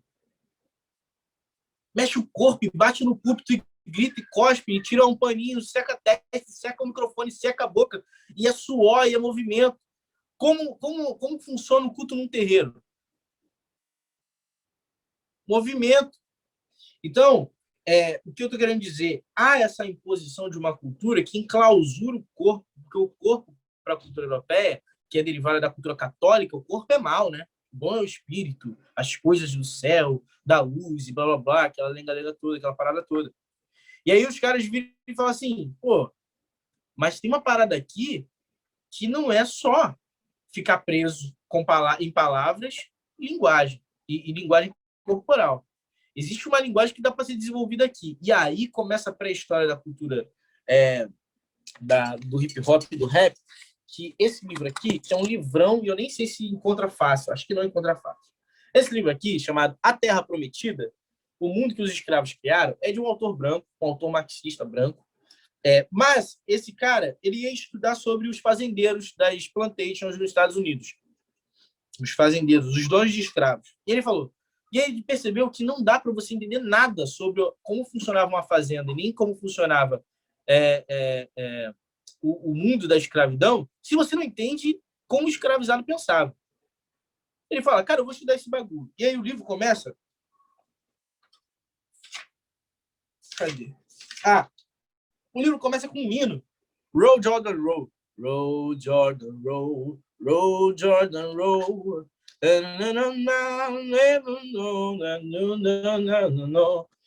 Por que o cara começa com isso aqui? Porque ele vai falar que os escravos nos Estados Unidos, eles tinham um cristianismo que era o oficial. Lembra que eu falei? Tem dois lados, né? A cultura e o que não é cultura. Que é o cristianismo dos brancos. E o cristianismo, que você lê a Bíblia e tal, e por esse mesmo motivo, a leitura era criminalizada. Um escravo que lia, ele era punido. Tem um filme muito bom chamado O Nascimento de uma Nação, e não é esse que vocês estão pensando. Tem um filme muito racista clássico dos Estados Unidos que conta a história da Ku Klux Klan, chamado O Nascimento de uma Nação. Só que tem um de 2016, e aí se Mali puder jogar um nome aí na parte, coisa aí pra galera, ajuda, chamado Nascimento de uma Nação, que conta a história de um herói nacional dos Estados Unidos, negro, chamado Nat Turner. Nat Turner, ele era um escravizado que foi alfabetizado pela dona da fazenda, porque ele era um nenenzinho muito legalzinho, um pretinho muito legalzinho, e por a tristeza da dona da fazenda, ele virou adulto e virou pastor dos negros. Ele era chamado, inclusive, de Black Moses, Moisés negro. Ele aprendeu a ler, e aí ele pregava muito, porque ele tinha a eloquência de um rapper, né? Como tudo na linguagem negra. E é aí que é a pré-história do rap e do hip-hop como arma política dos negros, da comunidade negra no mundo todo, né? Que é o quê? Os caras perceberam que tem um jeito de falar que é nosso. E não só um jeito de falar que é nosso, mas um jeito de falar que é nosso e que vira um instrumento de tecnologia. Como instrumento de tecnologia, João? Pô, os caras não tinham tecnologia na época. Um instrumento de passar uma mensagem que só os negros entenderiam, ou que só determinado grupo entenderia. Ia fugir do código oficial. Então é como se fosse uma mensagem subliminar, tá ligado? Os caras iam criar uma parada aqui para eles entenderem. A gente ia falar com uma linguagem muito parecida com essa aqui, mas a galera que estava aqui ia pegar a parada. É tipo filme da Disney para criança na década de 90, né? Só as crianças entendiam o pacto com o diabo que tinha, mas os adultos não entendiam nada. Enfim, quem tá ligado vai lembrar dessa história aí, dessa conversa piada. E aí, nesse filme, o Nat Turner, ele vira pastor e tal, e aí ele fica famosão por ser o pastor preto, assim, e tal. Ele prega e a galera fica, caraca. E aí ele chega à conclusão, lendo a Bíblia, de que a Bíblia falava muito mais de combater a escravidão do que manter a escravidão. E ele começa a pregar sobre isso, só que pros pretos, nas igrejas dos pretos. Falando assim, a gente não pode mais ser escravizado, não sei o quê, e pá. E na igreja dos brancos, ele falava o mais do mesmo, tipo assim, amém, glória a Deus, aquelas coisas mais ou menos. E aí, quando ele tem um conflito com um clérigo que é branco, o cara fala assim, você é negro, tem que obedecer, porque a Bíblia diz que os escravos têm que obedecer aos seus senhores. E ele vira e fala, mas a Bíblia também fala que de libertar os cativos, os oprimidos, que Deus não sei o quê, Deus não gosta de injustiça, e ele vai falando que tem muito mais textos sobre combater essa parada do que sobre manter a parada. E aí o maluco cria a maior rebelião de escravos dos Estados Unidos, onde eles invadiram fazendas, libertaram escravos pra caraca e mataram um monte de fazendeiros, a rodo. A rebelião foi interpelada, né? Foi atrapalhada, foi atravessada, mas ainda assim os caras conseguiram fazer uma modificação social a nível de que isso criou um modo de ter fé lá nos Estados Unidos, tanto que a gente tem as igrejas negras, né? E virou uma cultura política dos negros nos Estados Unidos. Eles não negociam, por exemplo, a sua própria leitura bíblica, por conta desses caras, por conta dessa galera da época da escravidão. E aí tem uma outra, que é a Harriet Tubman. Tem um filme dela com a Janelle Monáe, dando um espetáculo de atuação. E a Harriet Tubman, ela é uma velhinha bem feia. E bem feia, mas parece com a avó de muitos de nós aqui. Não vou nem falar que é feia, porque parece muito com a minha avó. Mas é uma coroinha que é também uma das heroínas assim históricas. Alguém aqui provavelmente vai lembrar. Tem um episódio do Maluco no Pedaço que a tia Vivian vai dar aula de história da afro-americana para eles na faculdade, na escola. E ela ensina essas músicas que são os spirituals, né? E também o nome da atriz é Janelle Monáe, fazendo o papel da Harriet Tubman. Harriet Tubman é Harriet, Tubman é Tubman. E o nome do filme? Hã? O nome do filme é qual? Não entendi. Harriet. Harry. Isso. Eu não sei se já tá rolando. Na internet tem. E aí a Harriet Tubman, ela era uma espiã. Essa história é ótima. Ela era uma espiã abolicionista no período de que metade dos Estados Unidos era tinha escravidão, e a outra metade não, né? Ela era uma espiã abolicionista. E era coroa. Melhor de tudo que era uma velhinha. O que ela fez? Ela falou, cara, não consigo libertar todo mundo. O que eu vou fazer? Eu vou ensinar louvores para eles, e dentro dos louvores, e aí entra esse texto aqui. Esse texto não, essa música eu cantei. Roll, Jordan, roll, Jordan, roll. Corre Rio Jordão, corre Rio Jordão. Qual era o esquema? Ela cantava na música uma rota de fuga pelo rio. E aí, na madrugada, os escravos migravam para o rio, um barco passava, pegava geral e levava geral para da fazenda pelo rio. Porque no rio não tem capataz. Nas porteiras da fazenda tinha capataz, mas no rio não tinha. A coroa criou na música, uma rota de fuga, cara. E ela criou várias músicas assim, Sweet Lord, Sweet Chariot, que são músicas que os afro-americanos cantam em culto até hoje, mas que, na real, era um monte de rota de fuga e código para libertar os escravos. Então, tipo assim, tinha músicas que eram... olha só a doideira. As letras falavam: as crianças e mulheres vão primeiro para Canaã. E Canaã é o quê? É libertação. Então, qual era o esquema? Hoje a gente vai levar mulher e criança de madrugada. Amanhã são os homens. Olha a parada, né? E aí, cara, isso aqui que eu tô falando é a pré-história do hip-hop. A gente sabe que o hip-hop e o rap é uma cultura fundamental nos Estados Unidos, então por isso que eu tô falando que é uma pré-história do hip-hop no contexto em que ele surge lá. Isso vai se desenvolvendo até que chega o jazz. E aí tem um filme muito bom na Netflix chamado A Voz Suprema do Blues.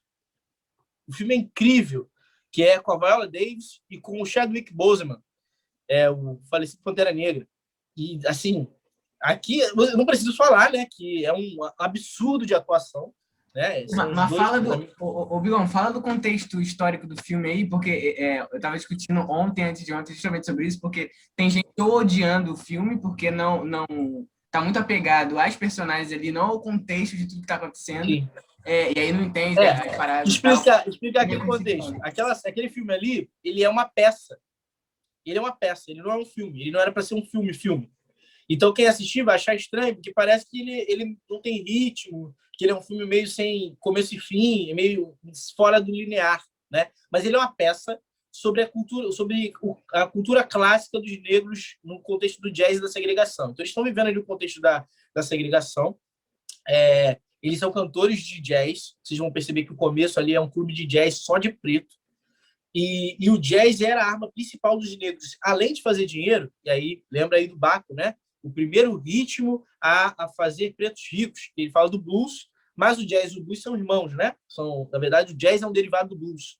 O blues começa nesse contexto da escravidão, tá? Para quem não sabe. Inclusive, ele tem esse nome porque o azul era uma cor triste e o blues eram músicas de lamento, porque os negros cantavam nas fazendas de algodão louvores, se lamentando pela vida sofrida. E aí o blues vai se desenvolvendo porque eles percebem, o nome do filme é A Voz Suprema do Blues. E aí os negros vão percebendo que de dentro da métrica do blues dava para enfiar esses códigos que falavam não só da experiência deles, mas também falavam sobre coisas que eles queriam e que depois viravam códigos de espionagem, códigos de libertação e tudo mais. Então, o jazz ele é um derivado, e aí esse filme mostra sobre esse contexto ali que eles vivem da questão da segregação e que o jazz virou o ritmo que estava fazendo os pretos ganhar uma visibilidade enorme. E aí tem coisas muito interessantes da cultura afro-americana nos diálogos. Os personagens eles são muito profundos nas suas falas, na sua representação, é muito interessante. Então, quando tem um diálogo é enorme, e aí você fica até sem entender, tipo assim, por que esse diálogo é tão grande? Mas o diálogo é enorme, e dentro do diálogo eles falam de várias coisas, como, por exemplo, a história de um dos caras que eram os ícones máximos do blues, que era o... Ai, meu Deus, eu vou ter que procurar aqui o nome dele. Mas que ele fez a história que rola é que ele fez um pacto com o diabo. para ficar rico. Tem um documentário na Netflix chamado The Devil Blues, se eu não me engano. Não, tem o Demônio na Encruzilhada. Demônio na Encruzilhada. Vamos ver aqui o nome do cantor. Robert Johnson. Robert Johnson era um negrão que ele passava por muitos problemas com grana e com bebida e tal. E aí reza a lenda que ele estava andando na encruzilhada, ele desejava muito sucesso e ele fez um pacto com o diabo na encruzilhada. E aí no filme ali, os caras contam isso, só que sem falar que é o Robert Johnson, porque virou uma cultura dos afro-americanos ir para a encruzilhada fazer acordos supostamente com o diabo ou com alguma força, né, para que eles pudessem alcançar riqueza. Então, o blues e o jazz, inclusive, criaram o white blues, white blues e o white jazz, que é os brancos e o blues dos brancos, né? Porque começaram a falar que era o ritmo do diabo, porque os pretos estavam ficando tudo rico, né? E aí logo inventa-se logo uma história tipo assim, não, aí os pretos estão ficando ricos é do diabo, né? Então, a cena ali mostra um pouco disso. Mas fugindo um pouco saindo um pouco do filme, esse filme é muito bom para entender a questão do jazz. Quando chega o contexto do jazz, os caras dão um salto. Porque, exatamente, o samba e a bossa nova é essa versão aqui do Brasil, né? Essa versão embranquecida do bagulho. Quando os caras chegam no jazz, eles enriquecem e eles percebem que o jazz, por exemplo, virou também uma ferramenta linguística. E a partir do jazz e da sonoridade que o jazz tinha muito próprio, lembra que a gente ainda está falando de linguagem, então o jazz na forma de cantar, então o cara mete assim,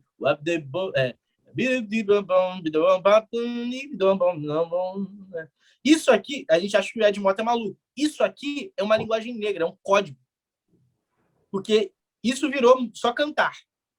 Mas quando os caras inventavam isso aqui, dentro disso, o cara estava falando uma parada para quem estava ouvindo, tá ligado? E aí vou dar um exemplo agora para o contexto de Brasil.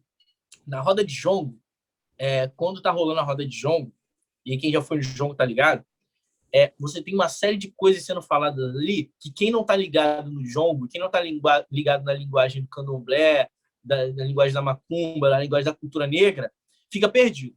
Um documentário que fala bem disso, não especificamente, mas que fala bem disso, o Amarelo do Emicida.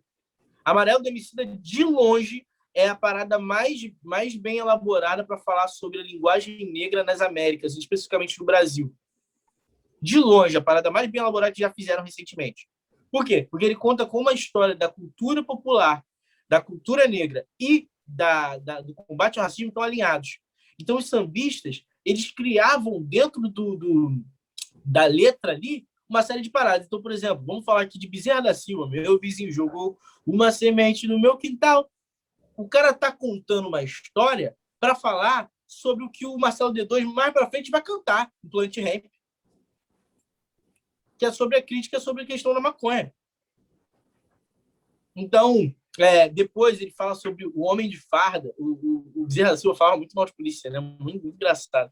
Fala muito mal de polícia. Mas não só ele, mas vários outros caras que falam da questão da favela, da questão da periferia, da vida. Eles nunca falavam, por exemplo, os caras não falavam raça, não falavam negro. Mas a gente percebe que todas as coisas que eles estão cantando ali, eles estão cantando sobre a questão do problema do racismo no Brasil e da desigualdade. Então, até não falar as palavras, isso tem a ver com o Brasil, com o contexto do Brasil, porque nos Estados Unidos os caras podem falar. Por quê? Porque lá foi segregado. Então, quando você fala racismo, quando você fala negro e branco, e perceba que no filme americano tem isso pra cacete, né? E a gente assistiu a vida toda e nunca percebeu que eles falam isso, né? Policial branco, homem negro, não sei o que negro, pessoa negra. E a gente sempre assistiu e achava que era nada demais, mas dar nome aos bois tem a ver com o combate ao problema. No Brasil não se fala por quê? Porque o Brasil criou uma fábula, né, de que aqui é um paraíso das raças e ninguém não tem branco, não tem negro. Todo mundo tem... Aquela mulher, né, que foi extremamente racista com um cara em algum estado aí, que eu vi os vídeos esses dias aí, ela falou, eu também sou negra, mulher branca igual leite. Então, os caras do samba, eles não falavam essas palavras, mas a parada estava ali, a ideia estava ali. O cara tá explicando a situação. Então, o cara fala de favela, pobreza, fome, miséria. Ele tá falando de um problema social e racial, né?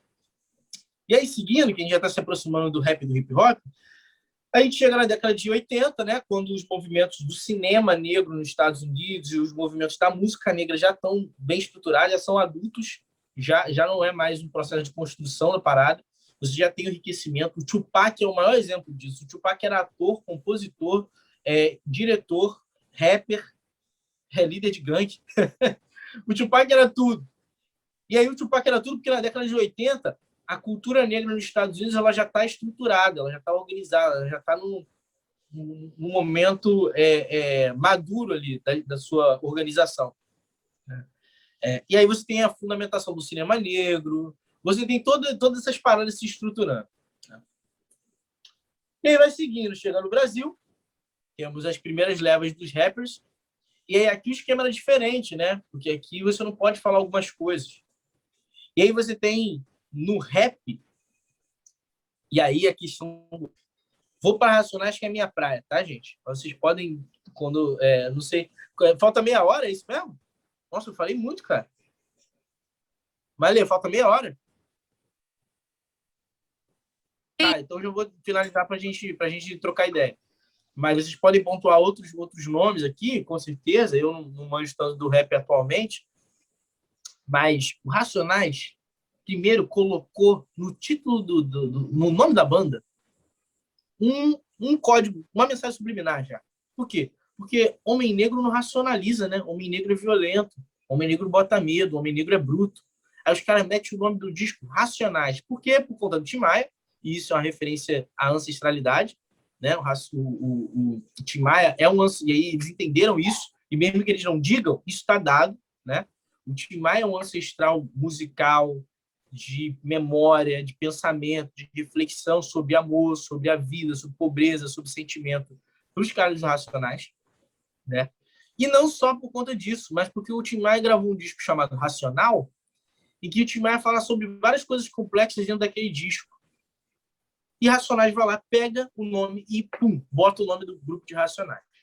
Para além disso, o sampler e o beat de quase todos os álbuns Racionais tem o Tim Maia, tem Jorge Benjor.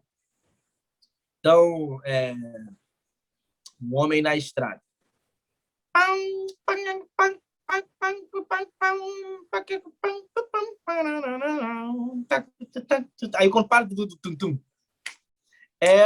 não é ela partiu, é Um Homem na Estrada. Os caras pegaram e falaram assim, a gente vai disfarçar a mensagem porque o Tim Maia toca na rádio. Então a gente vai disfarçar a mensagem que a gente tem para passar, que é extremamente dura, com um beat leve, que é o beat do Tim Maia, que todo mundo dança, que todo mundo ouve, que é ok para todo mundo ouvir na rádio. Então a gente vai fazer um disco em que a base todinha vai ser de MPB. E é isso, porque todo mundo escuta MPB, mas todo mundo acha que rap é música de bandido. E aí eles conseguem colocar isso na pista. O bagulho explode numa época que não existia internet, né? E aí, isso é importante lembrar, inclusive, os caras estão num contexto em que a polícia mata a rodo e fácil, não tem internet nem para filmar a polícia matando, e muito menos para divulgar o seu disco. Então, os caras começam a emplacar ali um movimento que virou um movimento matriz, assim, original do rap brasileiro e da linguagem do hip hop brasileiro. Porque aí, a partir daquilo ali, o b-boy, o DJ, o cara do beatbox, entende que aquilo ali é uma linguagem que pode ser usada e que deve ser usada. E aí, quando você vê o Zulu pretão daquele jeito, que anda na rua, as mulheres seguram a bolsa, dançando, ele é um bailarino, cara. Isso seria totalmente impossível de se pensar. Ele tem a minha idade, a gente estudou junto, a gente é amigo de infância, né, o Zulu. Isso seria impensável, porque meninos não podem fazer balé, e meninos negros muito menos. Né? E aí o Zulu vai lá e ele vai para Paris, dançando. E aquilo ali não é só falar assim, olha como o corpo negro se movimenta, e através do movimento eu passo uma mensagem. Não, aquilo ali é falar assim, ó, eu posso me movimentar. Vocês travam a gente, vocês querem botar... O celular está descarregando. Vocês querem botar cadeia na gente, igual faziam na época da escravidão, mas a gente vai fazer o quê? A gente vai dançar, maluco. A gente vai dançar e vai para Paris dançando. Melhor ainda, né? E vai para Paris dançando, né? A gente vai dançar e vai ser bailarino, como vocês disseram que não pode ser. O homem não pode ser bailarino, que homem negro muito menos, né? Tem um clipe de um cantor afro-americano, londrino, negro e londrino, chamado Michael Kiwanuka, que o clipe se chama A Black Man in the White World. Alguma coisa assim. É o homem negro no mundo branco. O clipe é lindo, ele é todo preto e branco, ele é todo simbólico. Ele é todo preto e branco, e o começo dele é um garoto negro dançando. E ele tá dançando felizão, felizão, felizão, com aqueles movimentos corporais que são clássicos dos caras das igrejas negras. É uma parada meio que parece meio do candomblé, e ao mesmo tempo parece uma irmã evangélica falando no mistério. E o moleque tá dançando ali, dançando. E aí, na frente dele, um carro de polícia atropela um carro negro, um carro preto. Prau! E aí, depois que a colisão ocorre, ele vai caindo, assim, do céu. Ele tava dançando no chão, cruzilhada, vê um carro preto e pum, atropela um carro de polícia, atropela um carro preto. Ele vai descendo do céu, assim, caindo, assim, como se a colisão tivesse sido nele. E a letra, quando você bate para ver a letra, além da rítmica da música, né, a rítmica é meio parada de papo assim.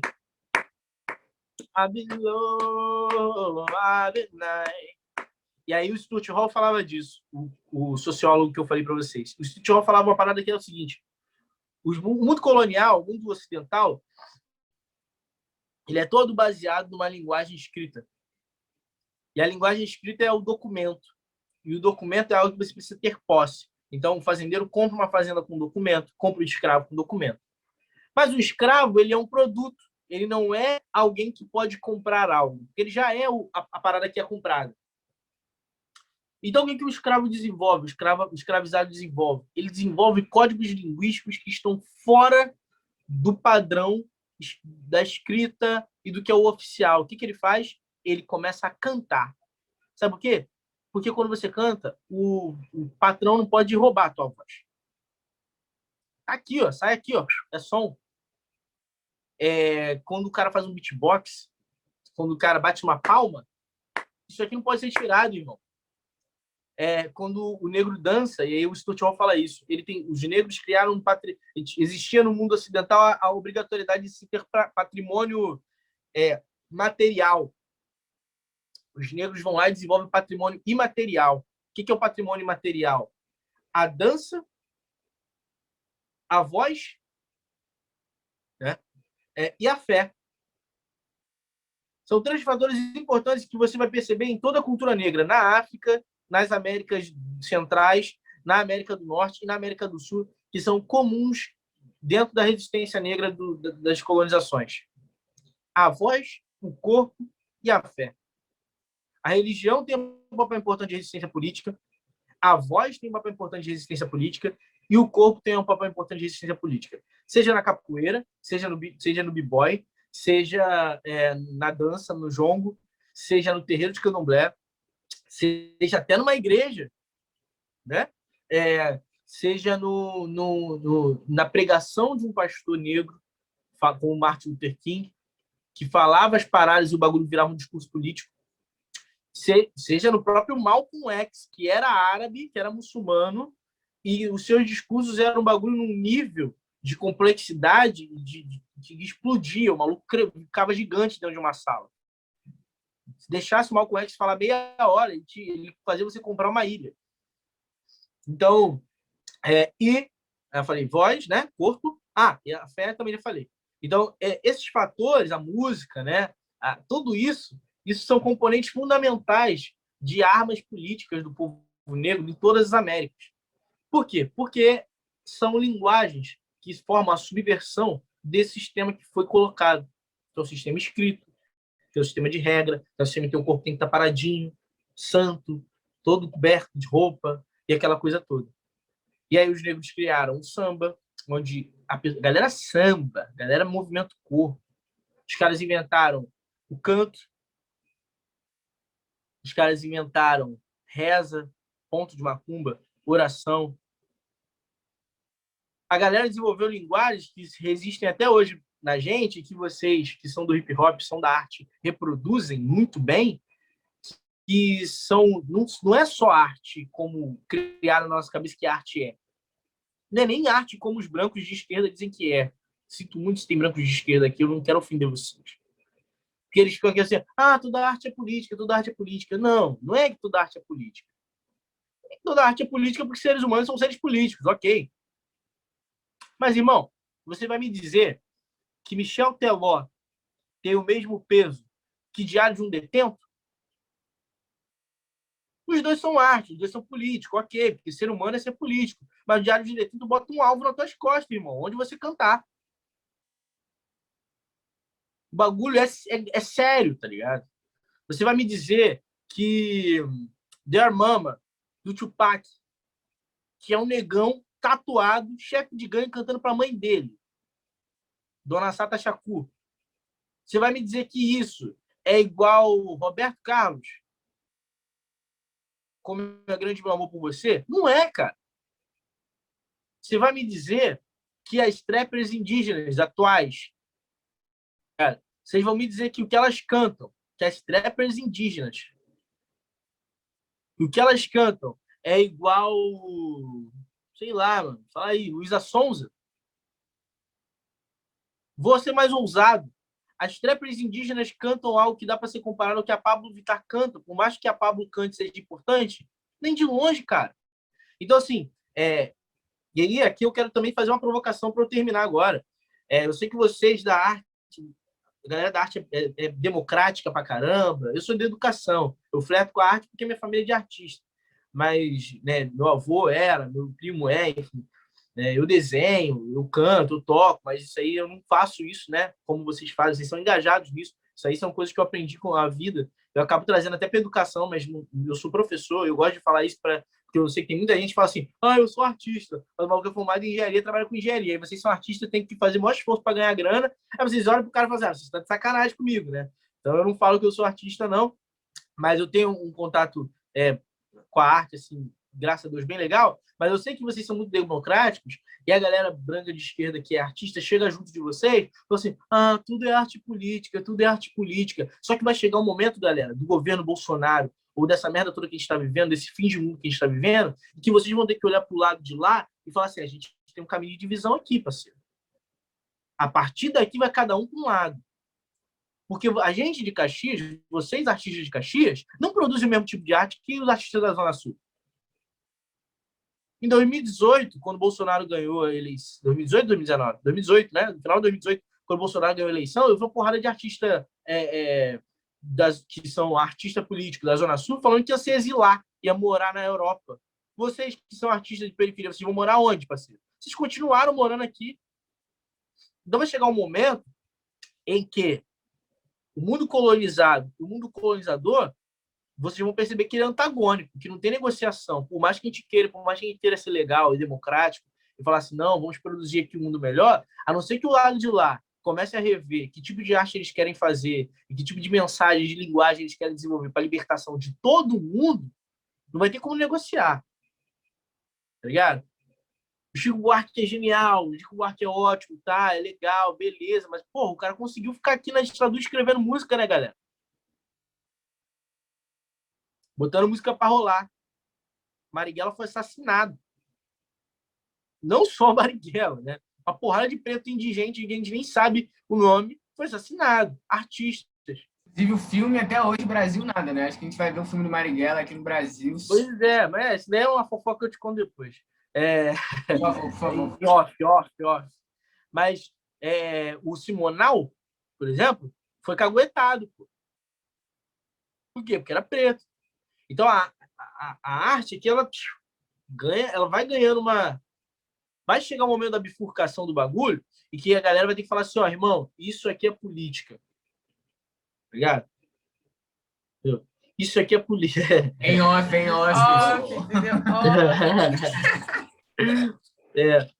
E aí vai chegar um momento que vocês, a nossa galera, a galera que se propôs a fazer uma arte que ela... Eu não estou falando também que tem que ser pesado, tá, gente? Eu também tenho procurado um caminho para todo mundo, onde a gente possa consumir e assistir coisas, e que a gente possa ficar também leve, que a gente possa criar saúde. Porque eu sei que a militância adoece pra cacete. E muitas vezes lidar com determinadas coisas deixa a gente perturbado da cabeça, né?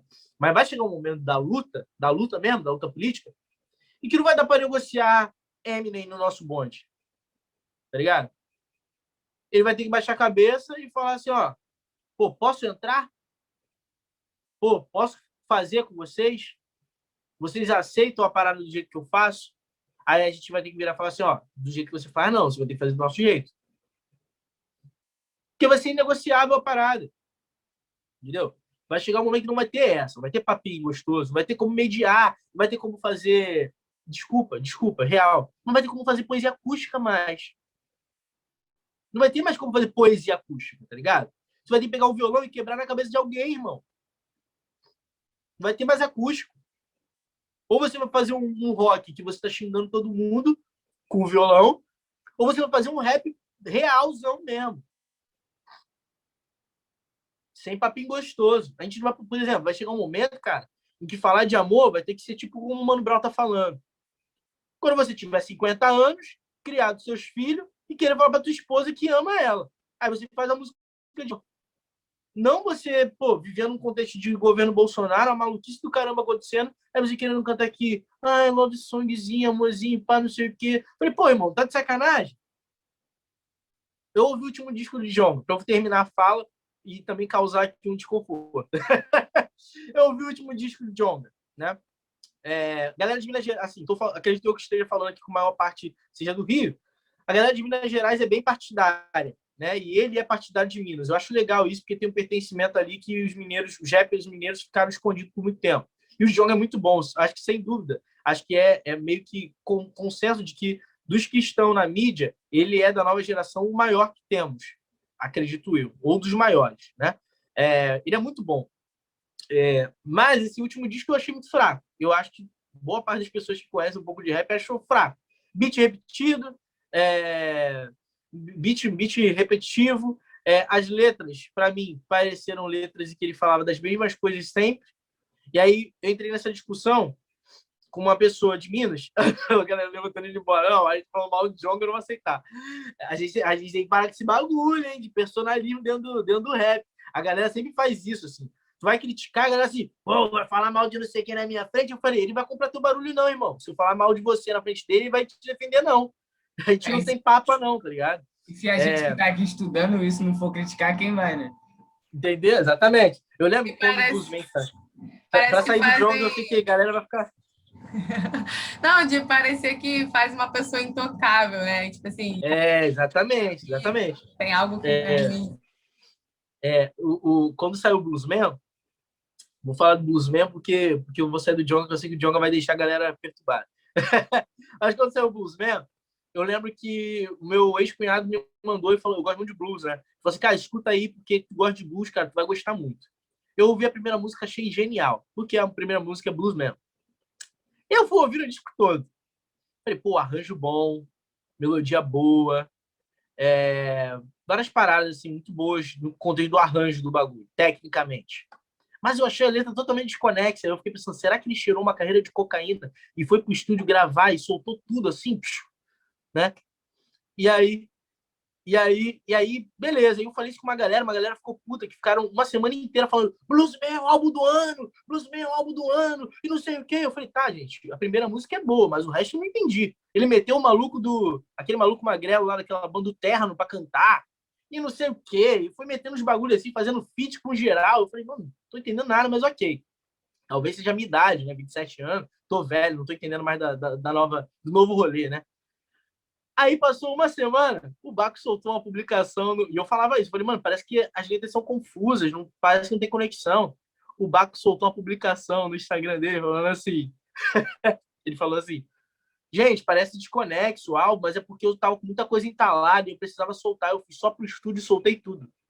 Aí eu falei, então eu não tava errado, pô. O cara que escreveu o bagulho falou que ele tava engasgado, e ele tinha acabado de sair de um relacionamento, né? Ele tava engasgado com um monte de coisa, e ele foi pro microfone e descarregou tudo. Então as músicas que eu achei que não tinham conexão, de fato não tinham conexão, porque não era pra ter. E tá ótimo. Então, tipo assim, às vezes a gente entra nessa, né, de o álbum do ano, o álbum do ano, o álbum do ano, né? E a gente fica meio perdido em várias paradas. Acho que o álbum do ano 96, acho que era o Racionais mesmo. Do contexto que a gente já falou, acho que era o Racionais. Mas, enfim, para finalizar, então é isso. Eu acho que vocês têm um compromisso muito grande, que mais do que eu, o que vocês produzem alcança muitas pessoas que estão fora e dentro da sala de aula. Eu uso a música, a arte, né, do hip hop, do rap em sala de aula, porque me ajuda a comunicar coisas muito complexas que, às vezes, só a linguagem, que é essa linguagem que a gente discutiu aqui, consegue acessar, consegue colocar para rolo, né? Então, eu admiro muito, não é o meu rolê, de verdade, eu acho que tem muitas coisas que têm que ser amadurecidas. Eu tenho um problema muito sério, que muitas vezes eu acho que os caras, os homens, eu até falei com uma lei isso uma vez, eu acho que os homens meio paralisaram no tempo e eles agem muito como adolescente, eles perdem o senso de responsabilidade política do bagulho. Então eles querem muito, porra, tô curtindo, pá, ser rico, não sei o quê. Eu falei, mano, e aí? A gente tá vivendo uma guerra, parceiro. É legal ser rico, acho que ser rico tem sua importância, mas vai ser só isso? Você vai ser rico, você não vai abrir, sei lá, uma ONG, uma escola de arte? Você não vai contribuir pro povo, mano? Falei, tem que virar adulto aí, tem que correr atrás. Porque daqui a pouco a gente entra numa luta armada e você vai ficar o quê? Cantando que é rico e não vai saber dar um tiro na cara de alguém? Porque a real é essa. Então, eu tenho várias críticas nesse contexto. Eu tenho amigos do rolê que fazem a crítica. O próprio Zulu é um, né, que tem 28 anos. E ele sempre ele fala assim, não, eu acho que a gente tem que amadurecer no bagulho. Não dá para ficar agindo como se fosse um bagulho de distrair ou de entretenimento sempre, né?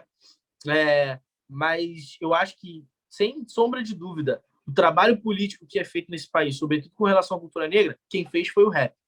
Quem fez foi o hip hop. Quem fez foi o b-boy. Quem fez foi o beatbox. Quem fez foram as minas no slam. Quem faz e quem fez é isso, assim, tá ligado? E não tem como negociar essa parada. Não tem como a gente não olhar para Racionais virando leitura obrigatória da Unicamp, não virar e falar assim, porra, já demorou para acontecer, né? Demorou. Tira o Hegel, tira o Marx, tira esse monte de autor aí que não tem nada a ver e joga um álbum aí, joga o Sabotagem aí para ser leitura obrigatória. Não precisa nem ouvir, mano. Só lê as letras. Fica uma semana lendo as letras e faz uma resenha quando voltar para aula. Então, enfim, é isso, senhoras e senhores. Temos aí 10 minutos para trocar ideia. Desculpa por ter falado tanto assim, eu queria liberar um pouco antes o tempo, mas a minha cabeça, eu não anoto, não faço roteiro de aula já por isso, porque tem coisas que elas vão aparecendo, que a galera vai comentando e tal, que vai me abrindo parênteses. Se eu fizer um roteiro, eu fico preso, né? Mas fique à vontade aí para falar, para discordar, para falar várias coisas, para falar que o Djonga é maravilhoso, que eu estou errado. É isso. Eu vou falar que eu gostei muito da aula. Tipo, conforme tu foi falando, me deu vários gatilhos. Você falou sobre a Angela Davis enaltecer a Leila Gonzalez. Ela tem um termo chamado pretuguês, que fala, eu não sei muito bem, mas fala sobre a língua preta puxar muito pro R. Aí, tipo, um exemplo muito bom é o pose, Flamengo mesmo. E aí é muito gostoso ter esse conhecimento, porque a vida inteira embranquecem, né, a nossa forma de falar. E quando vem alguém, uma intelectual negra, diz que tá tudo bem, que é natural o nosso puxar para esse lado, é muito bom, sabe? Muito, né? É muito doido, né? O pose, cara, o pose é um patrimônio... Descoloniza a parada de alguma forma, né? Querendo ou não. Pô, eu queria comentar também sobre essa parada que você falou. Tipo assim, eu concordo sobre essa parada do crescimento e tal, da evolução, do se tornar adulto. Mas, tipo assim, certas coisas não são só isso que atravessa. Às vezes também é a indústria, tá ligado? Às vezes a indústria pede. Eu sou o tipo de pessoa, inclusive, que eu só sabia falar de assunto sério nas minhas músicas, tá ligado?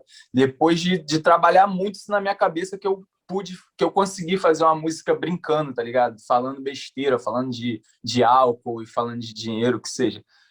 E é difícil também a gente exigir, assim, por exemplo, de jovens periféricos negros que foram obrigados a ser adultos desde a infância, para agora que tem um pouco de espaço para ser o que quer, tá ligado? E ser essa criança que não foi, e a gente cobrar essa parada, tá ligado? É complexo a gente falar assim com muita convicção sobre isso, tá ligado? Porque é isso, cara, acaba que cada um é cada um mesmo, tá ligado? Eu acho que isso que tu falou é muito importante, porque eu acho que é isso. Quando eu faço essa crítica, eu acho que o lance do divertir, alguém falou de divertir aqui, cara. Divertir e usar a arte como lugar de divertimento é muito importante. Mas eu vou te dar um exemplo aqui. Por que eu falo isso? Porque muitos caras se colocam num lugar de os militantes, e a música é minha música, é a música militante, tá ligado? E aí chega um momento que o maluco se perde, e eu entendo que tem que ter diversão, e tá certíssimo, porque divertir também é militar. Só que o bagulho só fica sobre isso, entendeu? A impressão que eu tenho é que o bagulho fica só sobre isso. Aí eu vou te dar um exemplo aqui da minha praia, do que eu manjo. Não, sim, O Brau fica só sobre isso, quando fica só sobre isso, eu também não curto. Exatamente. Só sabe andar em um campo, tá ligado? Exatamente. Vou te dar 2 exemplos que eu gosto muito para usar quando eu falo disso, assim, porque eu sei que tem esse lugar que você falou que eu acho que é importante pra caramba, sobretudo homens, né? Pô, tem que cuidar dos irmãos muito cedo, tem que ir na rua, tem que andar com identidade quando tu é criança. Tipo, quando tu é criança, por que tu vai andar com identidade sendo criança? Criança é criança, né? Tem que tomar cuidado com tudo. Eu entendo isso e eu acho realmente importante. Eu concordo pra caramba contigo. Vou te dar 2 exemplos que eu gosto muito. O Emicida, ele era cachorro louco quando começou, né? Inclusive, o nome dele é isso. Ele era o cara do freestyle que a galera ficava com medo de cair na batalha de frente dele, né? E aí, tipo assim, ele virou um cara que ele foi amadurecendo com a arte dele. E aí, hoje, ele tem... qual é o nome aqui? Eminência Parda? Acho que é isso, né? O nome da música? É isso? Acho que é essa música. Em que ele... O clipe é uma porradaça. Ele fala de colonialismo reverso, colonização reversa. Eu acho genial isso, porque é até sério. Porque os brancos ouvem devem pensar assim, caraca, vão botar a corrente na gente, né? Vão botar a gente no tronco. E, tipo assim, ele mete essa, só que no mesmo álbum, ele mete uma música pra mãe dele. Ele fala que gosta de... Ele mete no documentário, ele mete uma música porradona, falando vários bagulho, palavrão, não sei o que. O clássico do rap. E daqui a pouco ele tá plantando uma plantinha, brincando com as filhas. Então eu acho que o bagulho tem um equilíbrio, tá ligado? Tipo o Mano Brown. O Mano Brown fez turnê de 30 anos com Racionais, mas ele tá com a Bug Night também. E no palco da Bug Night, o Mano Brown dança. Tu vê o Mano Brown rindo. Eu descobri que o Mano Brown tá usando aparelho por causa da Bug Night. Porque eu nunca tinha visto o Mano Brown rindo.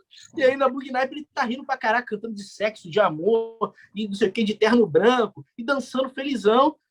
Então eu acho que é isso, tá ligado? Eu acho que é revolucionário dança. Por isso que eu falei da dança, por exemplo. Pô, os caras dançar, tá maluco, mano. É bom demais. Eu vejo ali que é divertimento. Igual quando ele, tipo assim, o cara fez história a vida toda, tá ligado? O cara tipo, deu a cara a tapa, deu o peito a tiro mesmo a vida toda com o que ele falava. E aí, tipo, acho que ano passado, ano retrasado, o cara fez um merchan pro Free Fire, sei lá, tá ligado? E, pô, tipo, super atacaram o cara, tá ligado? Mano, o cara nunca cantou algo que não fosse dentro da linha da parada que ele sempre fez, tá ligado? E, tipo, o quanto essas paradas se tornam perigosas às vezes, tá ligado? Porque aí, caralho, o cara precisa fazer dinheiro também, pô. E se o cara gostar de jogar Free Fire, tá ligado? Exatamente. Se o cara gostar de história em quadrinho, né, cara? O MC é um molerdão, gosta de história em quadrinho. Ele fazia, pô. Eu acho que... Calma aí, rapidinho, que eu já tava aqui na fila. Eu acho que é só essa responsabilidade, mas uma responsabilidade real de onde a gente está atuando. Sim, é importante, a gente até falou nas outras aulas, é inclusive essencial falar de amor também. Só que, assim, tem que ter uma responsabilidade até para falar disso, porque tem uma galera que tipo, faz a love song romantiza um relacionamento abusivo, por exemplo. Então, tipo assim, é sobre a responsabilidade de como você vai fazer isso. E sim, eu acho que falar de amor, falar de como você ganhou dinheiro e tudo mais, inclusive continuar nessa resistência e mostrar que é possível, mas é importante falar disso porque a gente tem que saber o que a gente está fazendo, entendeu? A importância, a relevância do que a gente fala, seja falando de coisa boa ou de coisa ruim, né? E tem o lance da leitura do momento também, que eu acho que a gente, artista, tem que estar muito ligado a isso, assim, porque teve uma coisa que o Maui falou aqui que eu achei genial, assim, que que algum amigo do Mano Brown tava num show dele, e aí ele tava cantando Diário de um Detento. E aí o amigo dele foi lá no camarim e falou pra ele: qual é, Mano Brown? A gente veio pro teu show pra se divertir, mano, tá ligado? A gente já tá ligado nisso aí tudo, mano. A gente não quer ficar chorando ali na plateia, não, tá ligado? O que também entra na nossa tempão. aula, Júnior, querendo ou não. Hã? O que também acabou entrando na nossa aula, querendo ou não, o tema, o assunto sobre isso. Sim. As Pois é, paradas tem uma são parada- bem interligadas, né? Aí, tipo, tem é uma- isso aí, tem uma o cara, parada- o cara fez questão de ouvir esse lugar, né, do público, porque é isso, não adianta, porque a gente às vezes entra num lugar de que não, o que eu vou falar enquanto artista é mais importante do que o quem tá ali, né, tipo, ouvindo, precisa acessar, porque é sobre comunicação, eu tenho falado muito isso aqui, né, nosso trabalho é sobre se comunicar, então a gente não tá atento nas formas, no lugar onde a gente se comunica com essas pessoas, né, quem são as pessoas, qual é o lugar de comunicação com elas, em que tempo que a gente está, então isso vai implicar completamente em tudo, né? Sim. Tem uma parada que você falou que eu achei muito importante agora, sobre a leitura do contexto, né? O artista tem que estar... Tem um cara que falava assim, o artista tem que estar com um jornal debaixo de um braço e o caderninho para fazer anotação de qualquer coisa do outro, né? E aí, qual é a parada? O Baco lançou um disco dentro do auge da pandemia, falando sobre pandemia. E na época, Vagabundo falou assim, que esse moleque tá louco? Como que ele vai brincar e fazer dinheiro em cima dessa merda? Porque tá todo mundo morrendo, tá ligado? E aí ele meteu uma, tipo assim... Tem um trecho que a galera ficou falando, tipo, cheio de tesão dentro de casa, um bagulho assim, tá ligado? Então, tipo, cara, ok, mas segura, leitura do contexto, é isso, entendeu? Surfou. Tem o CD também que foi lançado na pandemia, o Corona Disco. Depois procura lá. Sim. Dogô queria falar, pode falar. Eu também quis deixar, meio que finalizar, porque eu ia pontuar outra parada que eu tinha notado, que foi quando você estava falando do lance da chegada no Brasil, né? E tu disse que depois a gente poderia pontuar, que é importante lembrar também que não chegou através do MC, assim como não nasceu através, ele chegou principalmente pelos b-boys. Os b-boys, os primeiros a trazer o hip-hop para o Brasil, sabe? Tanto que quando a gente fala de Baixada, a gente tem caras como o Genaro mesmo, que era de Nova Iguaçu e São João, e tipo outras personalidades que a gente vai lembrar, que vieram com hip hop, e aí depois veio surgir, quer dizer, junto com eles veio os DJs e os grafiteiros que já estavam ali entre o grafite e o Sharpie, já estavam se entendendo, e aí vem os MCs na necessidade cruel, assim, de poder externar tudo que eles estavam fazendo. E até deixo como indicação um documentário que vai sair em 5 episódios, e saiu o primeiro episódio há 3 dias atrás, que é o do Oni. O nome não importa.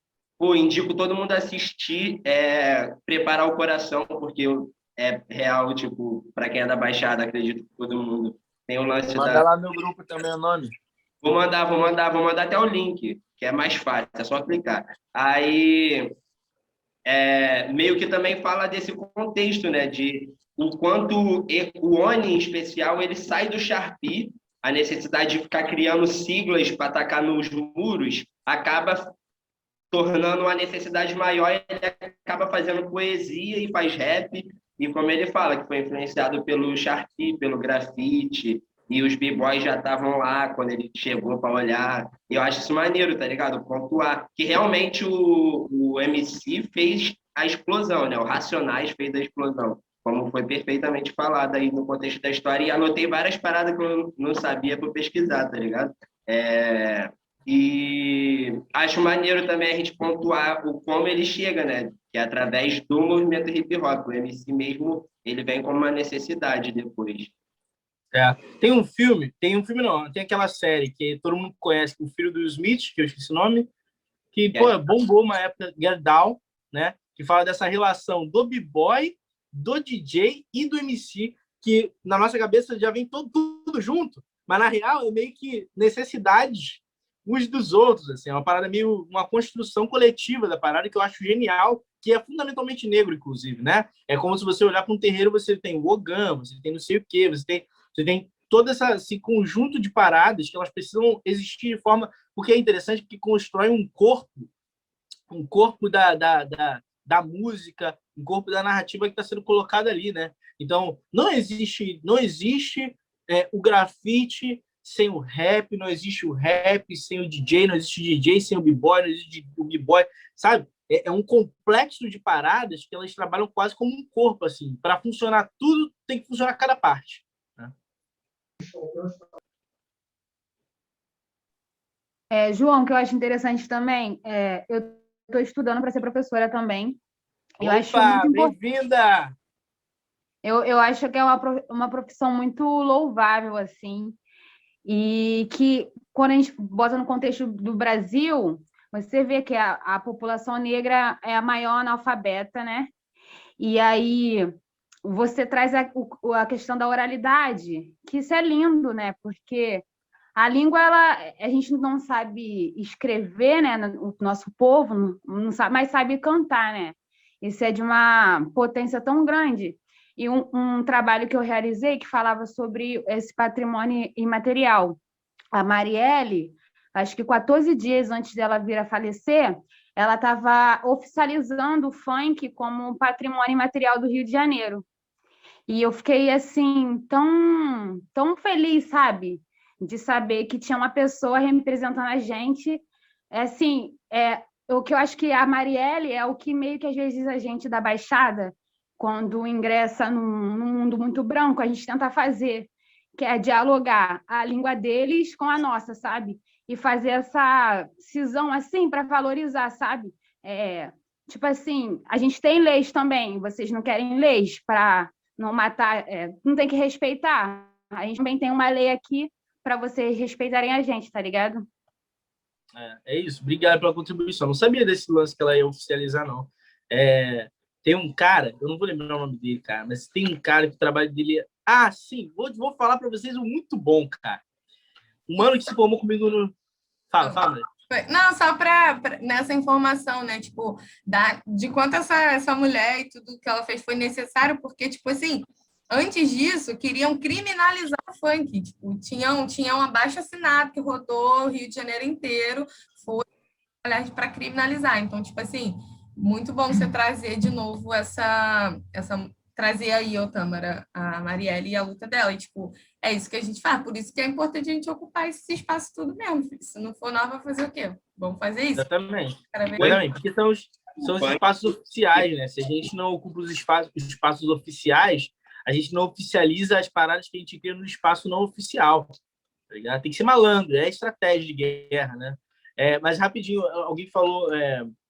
eu lembrei de um trabalho que eu acho que vocês vão gostar. Um cara que foi meu amigo no mestrado, ele defendeu recentemente, e tem lá no site do Cefet, se você jogar no Google PPRER, PPRER/Cefet, você vai ter acesso lá a todas as dissertações publicadas. Aí você vai até 2020, 2021, você vai ver as dissertações que foram publicadas. O Jorge, um amigo meu. O Jorge é panafricanista e é cria de uma das favelas do Rio. E é um pretão, assim, 30 e poucos anos e tal. E a dissertação dele foi sobre o funk e o panafricanismo. Ele faz uma ponte histórica do bagulho, assim, como o funk valoriza, tem vários valores dentro do funk que tem a ver com o panafricanismo. E eu não sei como, eu não li o texto, eu lembro que eu estudei com ele, então eu só sei as coisas que ele me falou sobre. Eu não sei como que ele chegou nessa viagem, assim. Mas deve ser uma viagem muito bem feita, porque ele é um cara muito bom, ele é historiador também. Ele, inclusive, é um historiador muito revolucionário a nível de falar assim, não dou aula de história que não seja história da África. Aí ele só é contratado nas escolas para dar aula de história da África. Ele rejeita as turmas de história geral. Assim. Eu não posso fazer isso, senão eu fico sem emprego, né? Mas ele não, ele meteu o louco, falou assim, não, só dou aula de história da África, e é isso. Gostou, me contrata, não gostou, eu vou para outro lugar. E aí ele fez a dissertação dele de mestrado sobre isso, então acho que quem é do funk, até quem é do hip hop também, porque ele em algum momento fala disso, acho que ele faz uma questão histórica aí, uma perspectiva histórica do bagulho. Ele manja muito, muito de hip hop, muito de rap. Jorge Nascimento, tem ele no Facebook aí, não sei se ele tem alguma rede social, mas ele produz muita parada escrita sobre isso, com imagens e tal, fazendo a ponte da África Antiga, olha a doideira, da África Antiga com o hip hop e o funk, assim. Não sei como ele faz, mas ele faz bem. Então é só uma dica aí para vocês. Show, Bigão, aulas, cara, gratidão, assim, acho que a gente está conseguindo fazer uma magia que a gente meio que já previa que ia acontecer, mas ela está acontecendo real, assim, sem que a gente planejasse de fato, né? A gente previa, mas não planejou isso. E que uma aula está combinando na outra, assim, de uma forma brilhante, assim, parece que a gente teve uma reunião de toda a galera que está dando oficina e organizou um conteúdo pedagógico único, assim. Isso é muito bom, cara. É sinal de que essas coisas que a gente fala é tão urgente que em todas as áreas dentro dessas vertentes do hip hop, né, de alguma forma esses assuntos vão sair, vão vir à tona. E a ideia é que isso aqui seja um espaço só da gente ter um saborzinho, né? Falar um pouquinho sobre isso em coletivo, mas que todo mundo saia daqui com muita vontade de ir ver esses filmes, de ir ler esses livros, de ir atrás dessas referências, porque eu acho que é isso que vai cada vez mais formar o nosso material enquanto artistas, enfim, tudo isso para que a gente possa potencializar nossos trampos cada vez mais. São